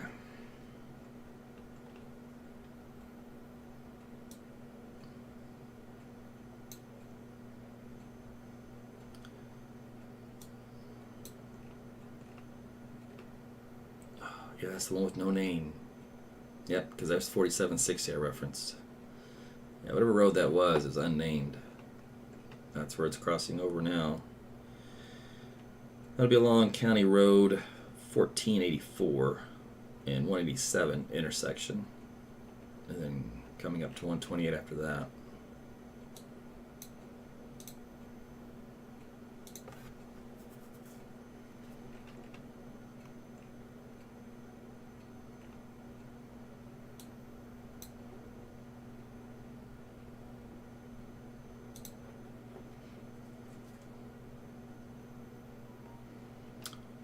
So, Weather Service has redrawn the center of the circulation right at that spot we talked about.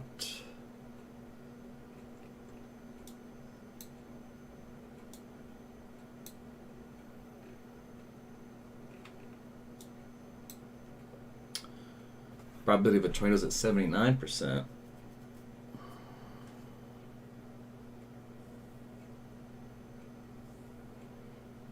I don't know whoever that was gave the report. It'd been nice to get another one. Let me try something.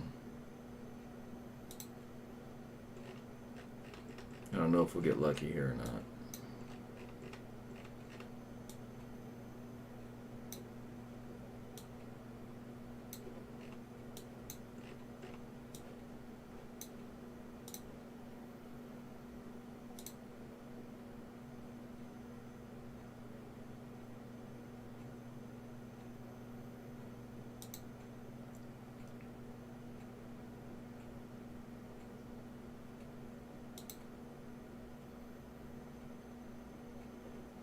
Nope, did not get lucky.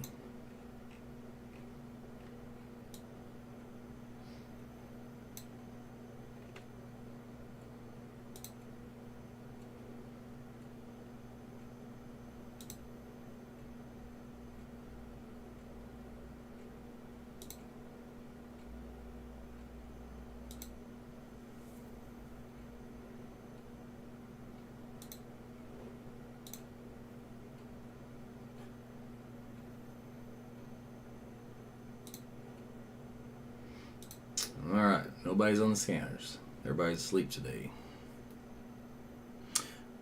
Alright, we have our first official confirmation of a tornado from Emergency Management at the Cosner area. So if you're from here, around here, you know where that's at. The Cosner area.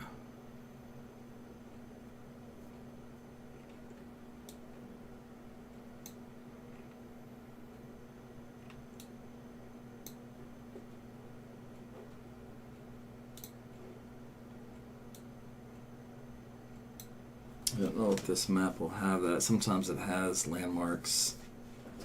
There's Middle Mountain, east of town, Forester, Sugar Creek, Oklahoma High Top, Hunt Tubby. There's Hodgen. Alright, so I think what happened was that's an old report that just finally got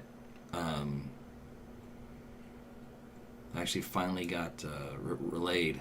Oh yeah, here's Cosner over here. Oh yeah, that was a long time ago. Oh, that information just came out. Man, you guys can do better than that.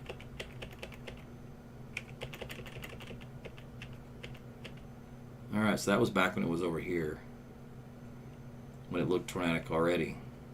Okay, well, I guess I was right the whole time, didn't know it.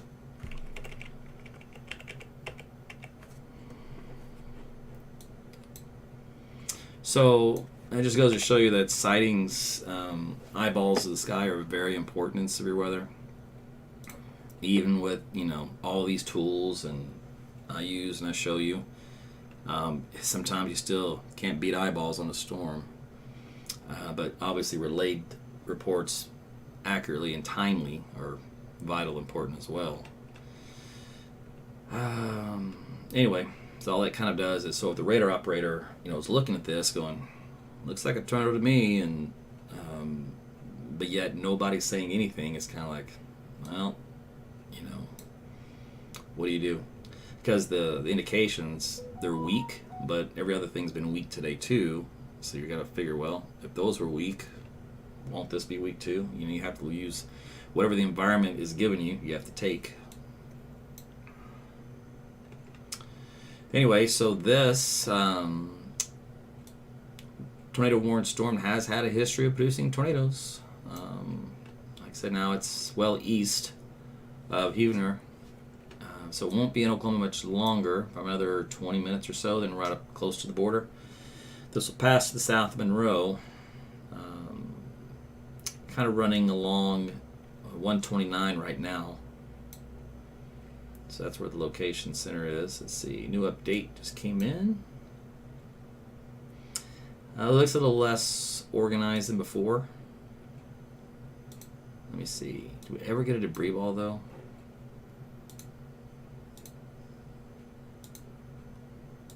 Okay, where's my... Okay, why are you not giving me all my products?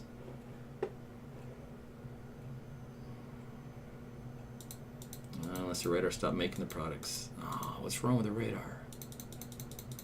Oh, come on.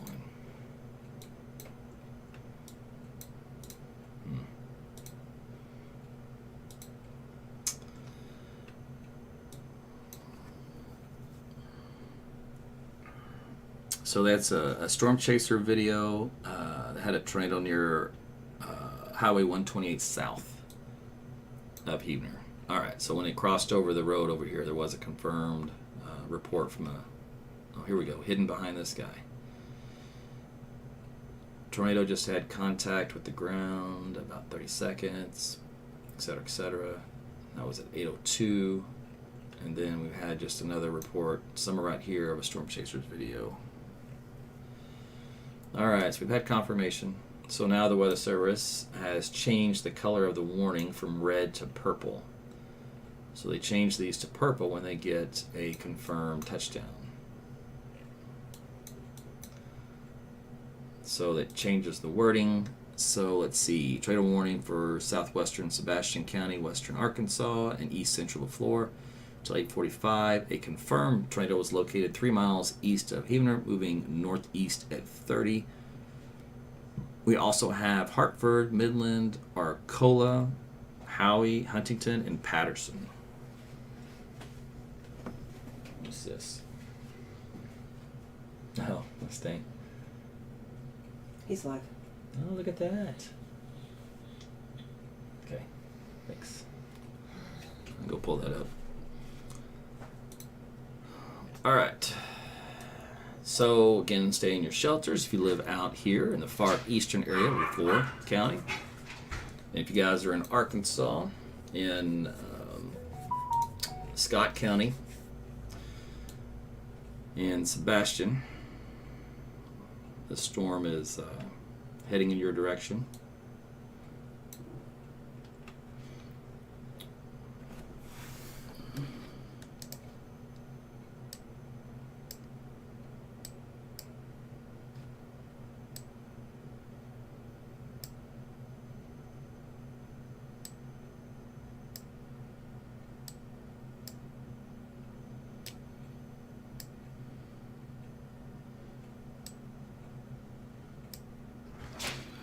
The storms here in the metro are really trying to give it a go.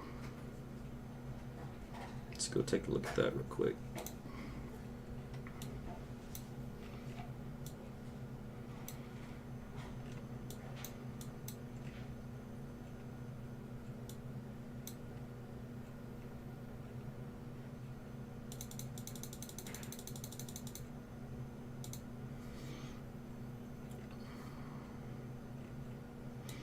Little baby storms, anemic, starved of moisture. One point had some pretty good hail with it, and then the warnings were for wind, but haven't seen a warning in a while. Let me check Fort Smith for the wind.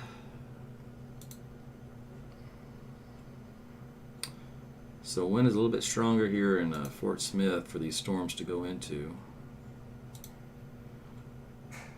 Let's do an update on this guy.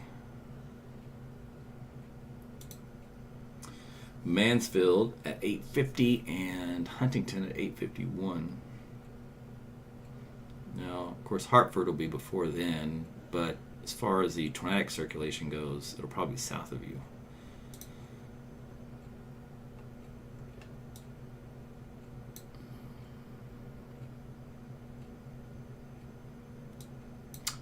So it looks like Arkansas did go ahead and issue a separate warning for this storm. Severe thunderstorm warning. No, let's go with this one. Tornado warning. Till 8:45. And that covers this Highway 28 as the storm kind of rides just north of it.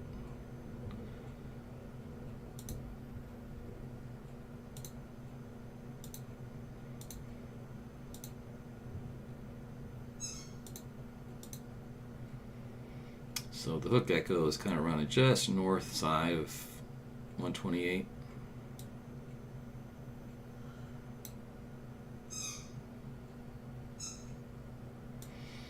Probability of a tornado is at 74%.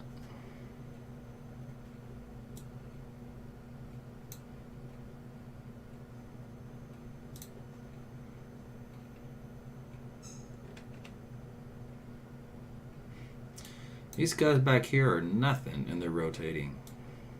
So strange. Even down here. Let's see, it's 9,000 feet. So they're going up with mid-level circulation.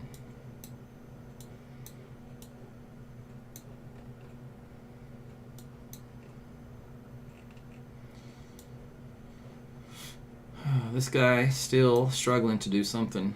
It's not lined out properly. Configuration's still linear, so no threat. This is the only one. And then maybe the secondary one here if it can do something. But for right now, it took this one long enough to do something.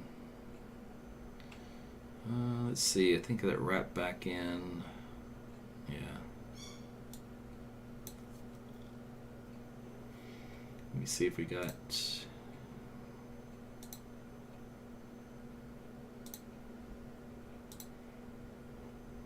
Okay, well, that's not helpful. Let's see here.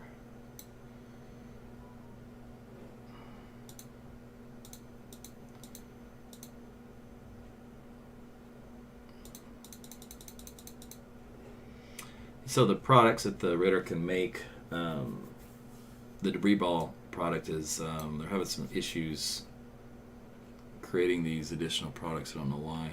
It's been skipping a bunch of them. Anyway, that's helpful to find out if it's hitting anything, right? Damage-wise.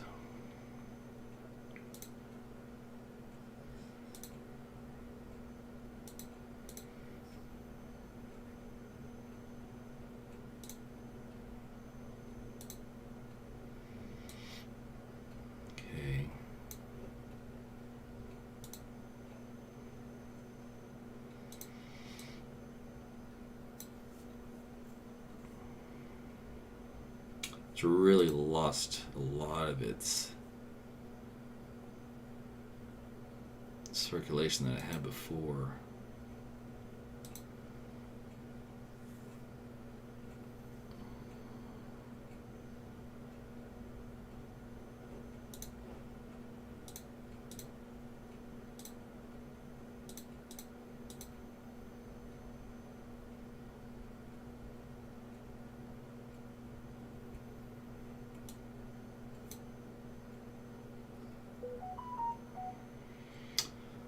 And the hook is no longer aligned properly, so the configuration is wrong. So it does this instead of this. So Hartford Fire Department reports seeing some circulation from a distance. So the storm will have to reorganize to produce another tornado.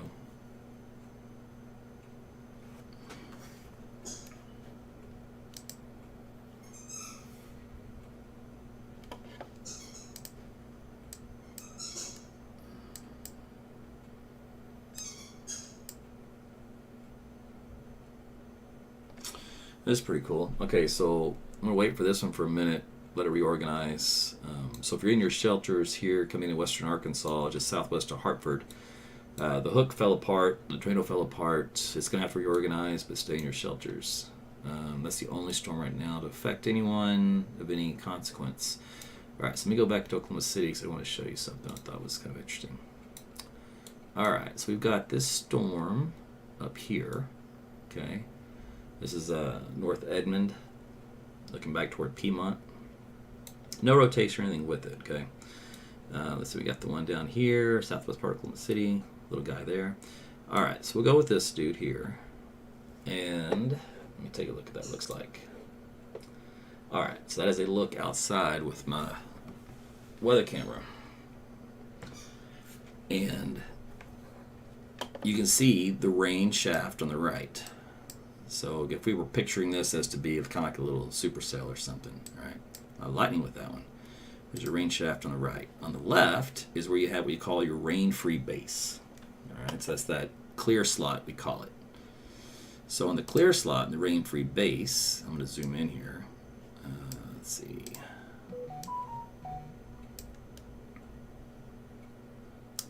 Okay.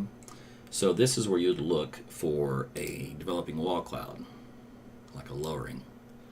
Now, there's not one in this storm, so we'll use our imagination, and we'll say, see that guy right there? That little bitty baby bowl? Now, that's a little updraft area, but what we would say is this would be, imagine this, but a lot bigger, so larger in size, and then lower to the ground. But it would come out of your rain-free base, so the back end of the thunderstorm, here on the southwest side of it. So that is where you'd look for the wall cloud, and then that is where you'd look for the tornado to develop. So now in this case, we don't have that happening here now, but there's enough shear in the atmosphere to at least give it a little bit of that look.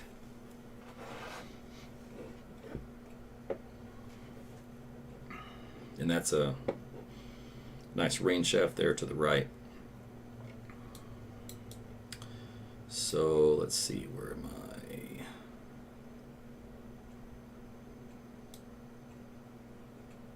So let's go here. So if I'm looking here at the radar, let me just go to one panel. Right? So at that view on that camera, we were looking at the rain shaft here, and we were looking to the southwest. So this was the clear slot where we were looking for no precipitation and for the what would be a wall cloud and or your tornado. So that's the part of the storm you'd look at. Whereas in here is your heavy core of rain. Now if this were more of a supercellular structure, then what you would have is something that looked like this.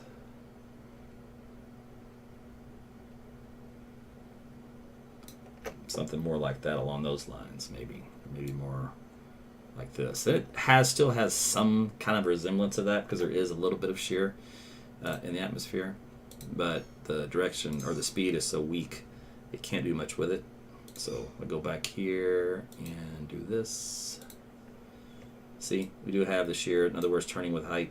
South wind goes to the west.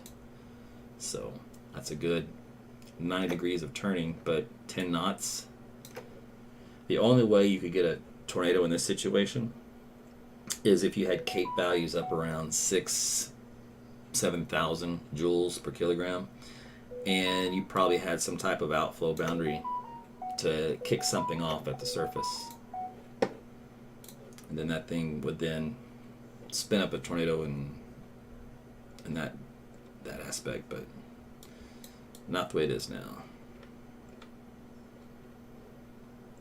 Anyway, so there's a few little storms here for some rainmakers for you and some lightning here in central Oklahoma. All right, let me go back down to southeast Oklahoma.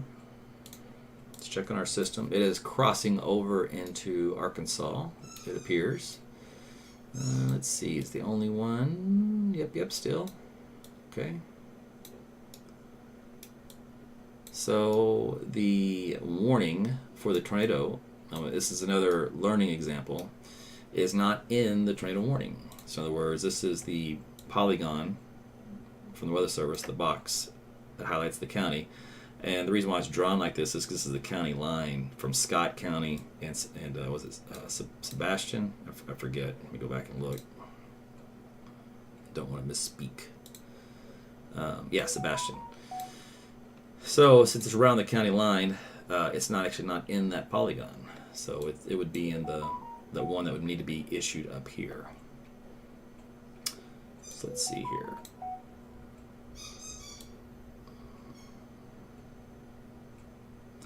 So the hook is starting to get better organized again.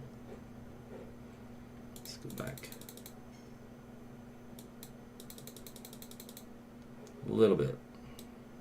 Still going to take a minute. Probability of a tornado is at 85%.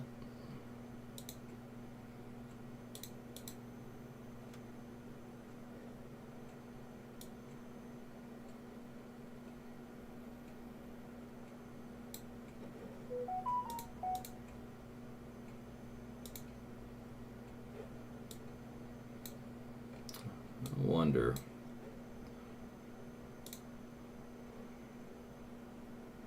I wonder if that was real. It was so weak.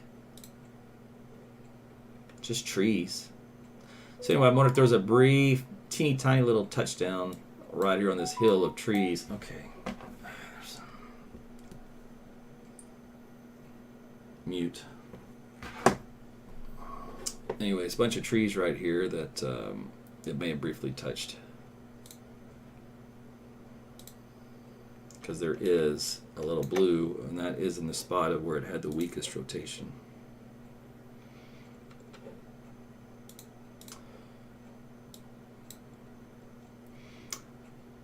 Let's see, we are 20 miles away from the radar, 1,300 feet.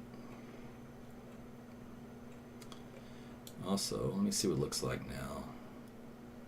Aloft.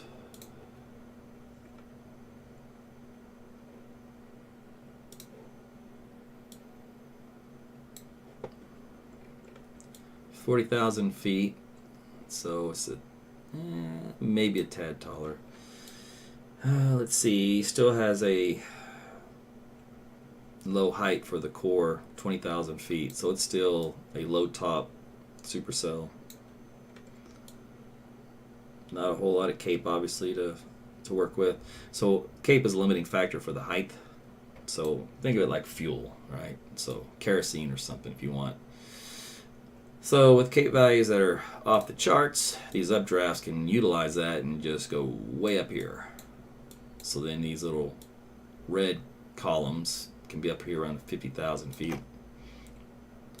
But today we have very low capes out there because of the prior storms, so the atmosphere didn't get a chance to really heat up enough to get higher values. So it's doing what it can with what it has, which is a meager environment when it comes to instability, but some decent shear. So it's at the marginal end of both cape and shear.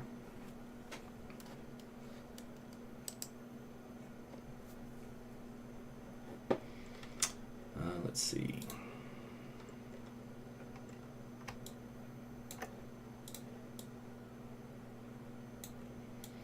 Man, that. Yeah, okay. So, where are we? Right. Yeah. So, in this product here, it looked its best for the rotation column aloft. Right here for the tornado when it was about 10 to 15 minutes after the hour.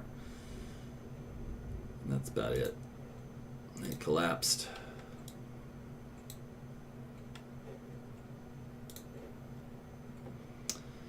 So that product, that new one hasn't been generated yet. So probably a new one will be generated here in a minute because looks like it's starting to get again better organized. So a new tornado warning came out, this little pink polygon here.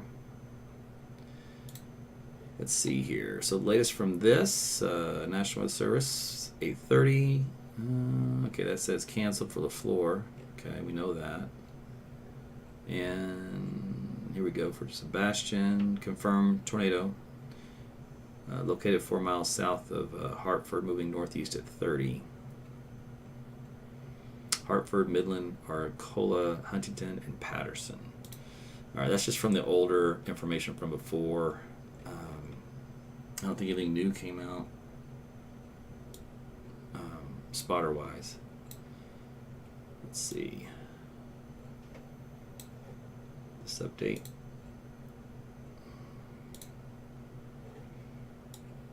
This one's 6 minutes ago. Where's my thing? There it is.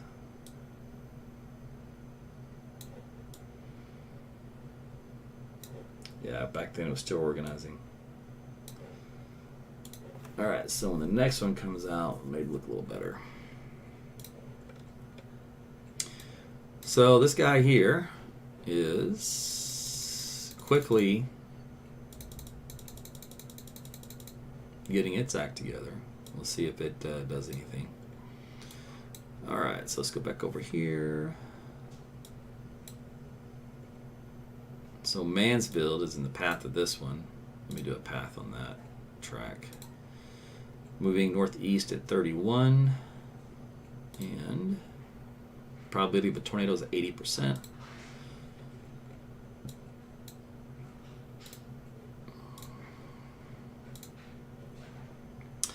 Mansfield 851, Huntington 851, and Boonville 926. For the location of this circulation, it's still over these trees, so it's south of West Harmony Road and Pine Street, and north of National Forest Road, aka the county line.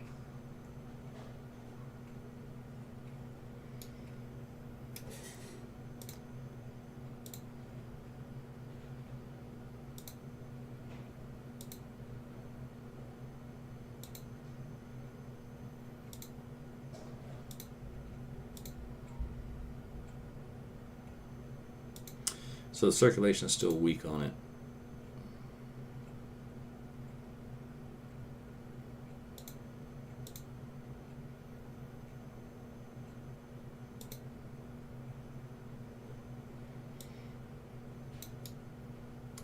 I know there's some hills and whatnot from this area, so I know sometimes there's a little bit of radar blockage. So the values that come back to the radar won't be uniform and complete.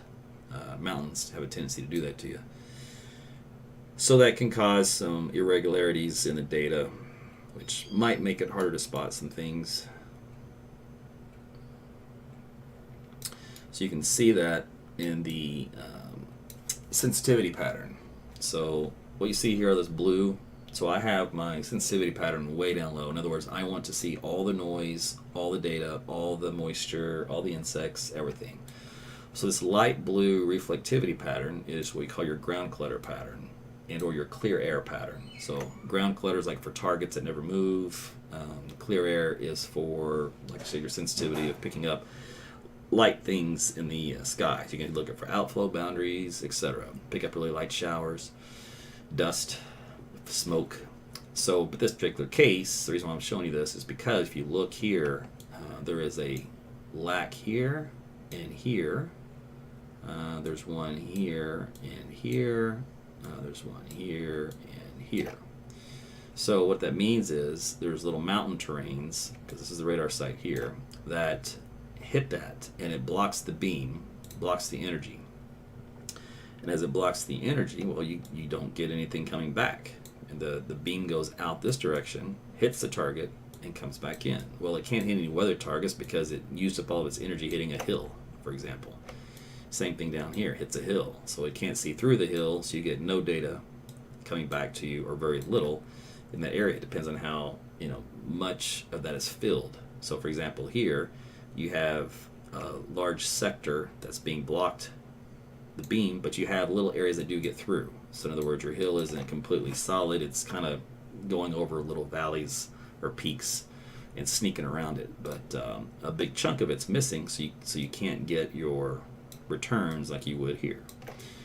Anyway, so that's more evident in the light reflectivity that you see on this map here in the blue to detect that. For storms, it gets a little more complicated because sometimes the power of the storm is so strong that you'll still get some return, but it may not look uniform. So it may be kind of garbled or some data missing. So like in this case here, it could be a case, all these green. So this is all missing power. In other words, this is where the radar should be having all reds in here, and it doesn't. It has a lot of greens and some yellows. It should be a lot darker than that. Well, that just means you're not getting enough power coming back to the radar. And so that's because you're blocking it upstream. So if we go back upstream here, this is where you have your ground clutter pattern, where it's basically no data.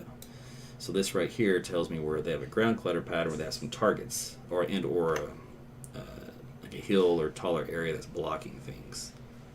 So we can go to Fort Smith, and let's come in here real quick.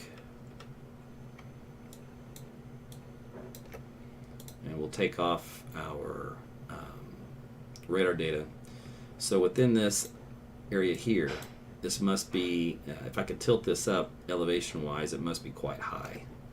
And so the radar beam is hitting this area.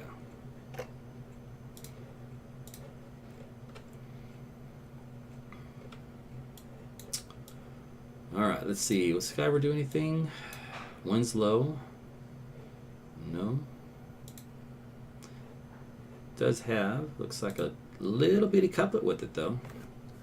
This is east of 71, around the county line, right over a river, Jones Fork, east of Winslow by about 3 miles on County Line Road. If there even is a road on the county line. Most counties there is, here in Crawford and Washington. Anyway, that is a teeny tiny little circulation. So that might do something.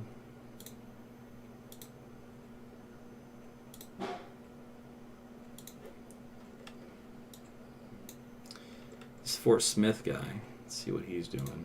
Go up with height.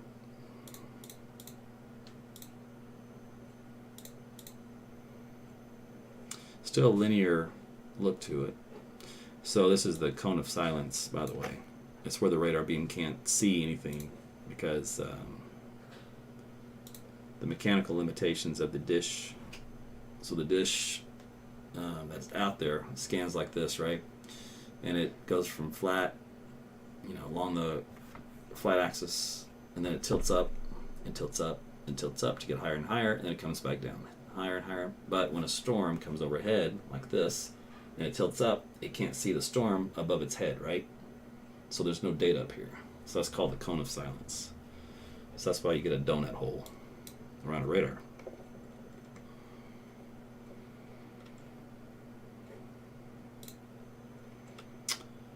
All right.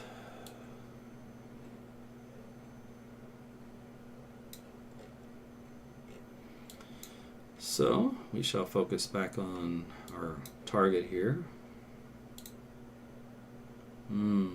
It's just really falling apart.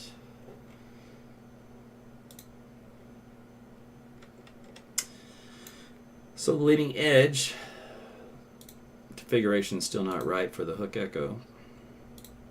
So you have to wait for it to get better organized.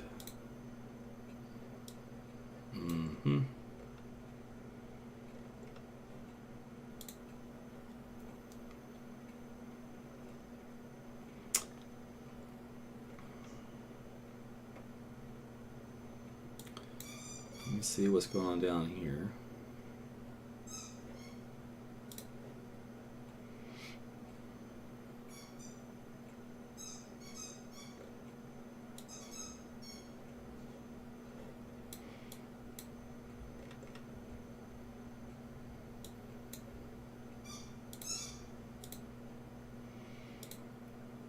All right, that's it.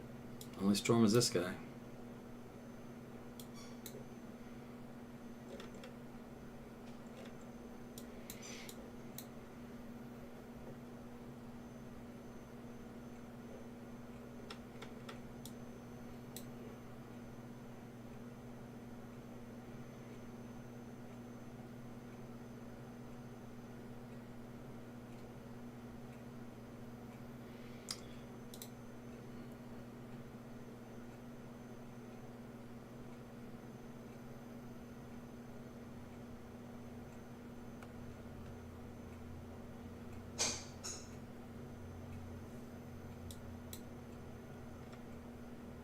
West Harmony Road and Mountain View Road.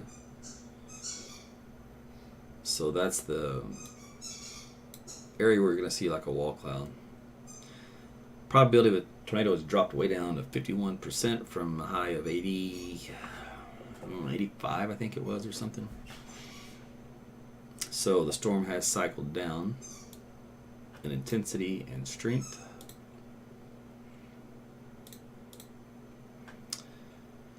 So, with it being late, it's almost 9 o'clock, sun has set, the cat builds in, so the storm at this point should continue to die. So it made it just to the border Looks like producing a weak tornado as it did so, and that was it. All right. Well, in the meantime, you guys still stay in your shelters in Mansfield until the storm passes, or until the warning expires, one or the other. Excuse me. Just know that it's weak and disorganized. There's currently no tornado with it. So we'd have to recycle up to do it. It's not out of the question, but it's going to get harder and harder to do each passing minute.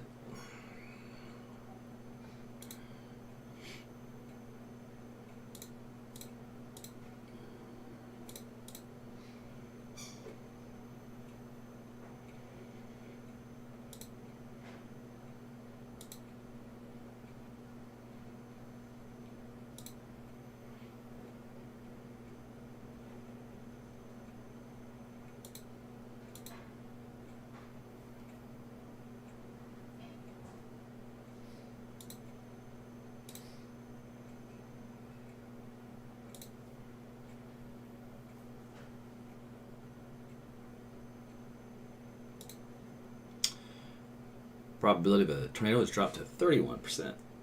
It is going down fast.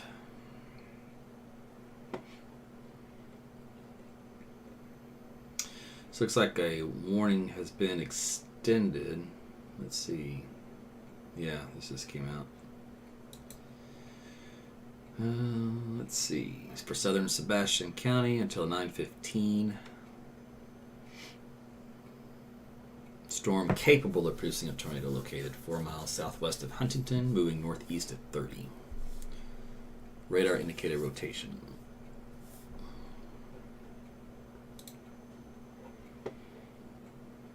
So let's go over here. Let's see, let's track it. One of these is going to do it. This guy. Mansfield, 8:53. Boonesville, 9:26. Magazine, 9:37. Moving northeast at 31.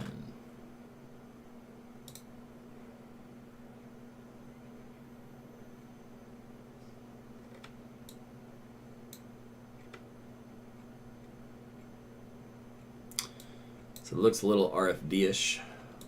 Oh, where was that going? How did I even do that? I don't know. Let's get back where I was. Well, I just took off. Don't press that button again. Okay. That's what I was going to say. It looks a little RFD-ish.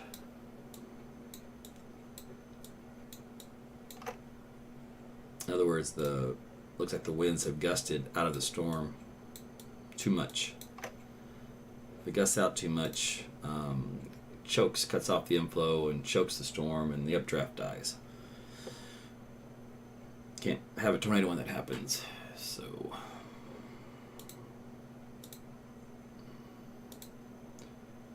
kind of like the kiss of death.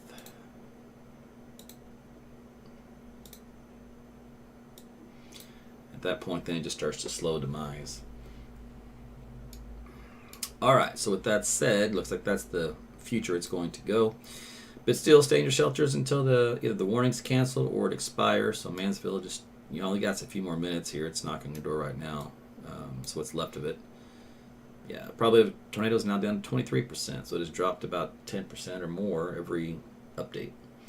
So I do not believe it's going to regenerate at this point.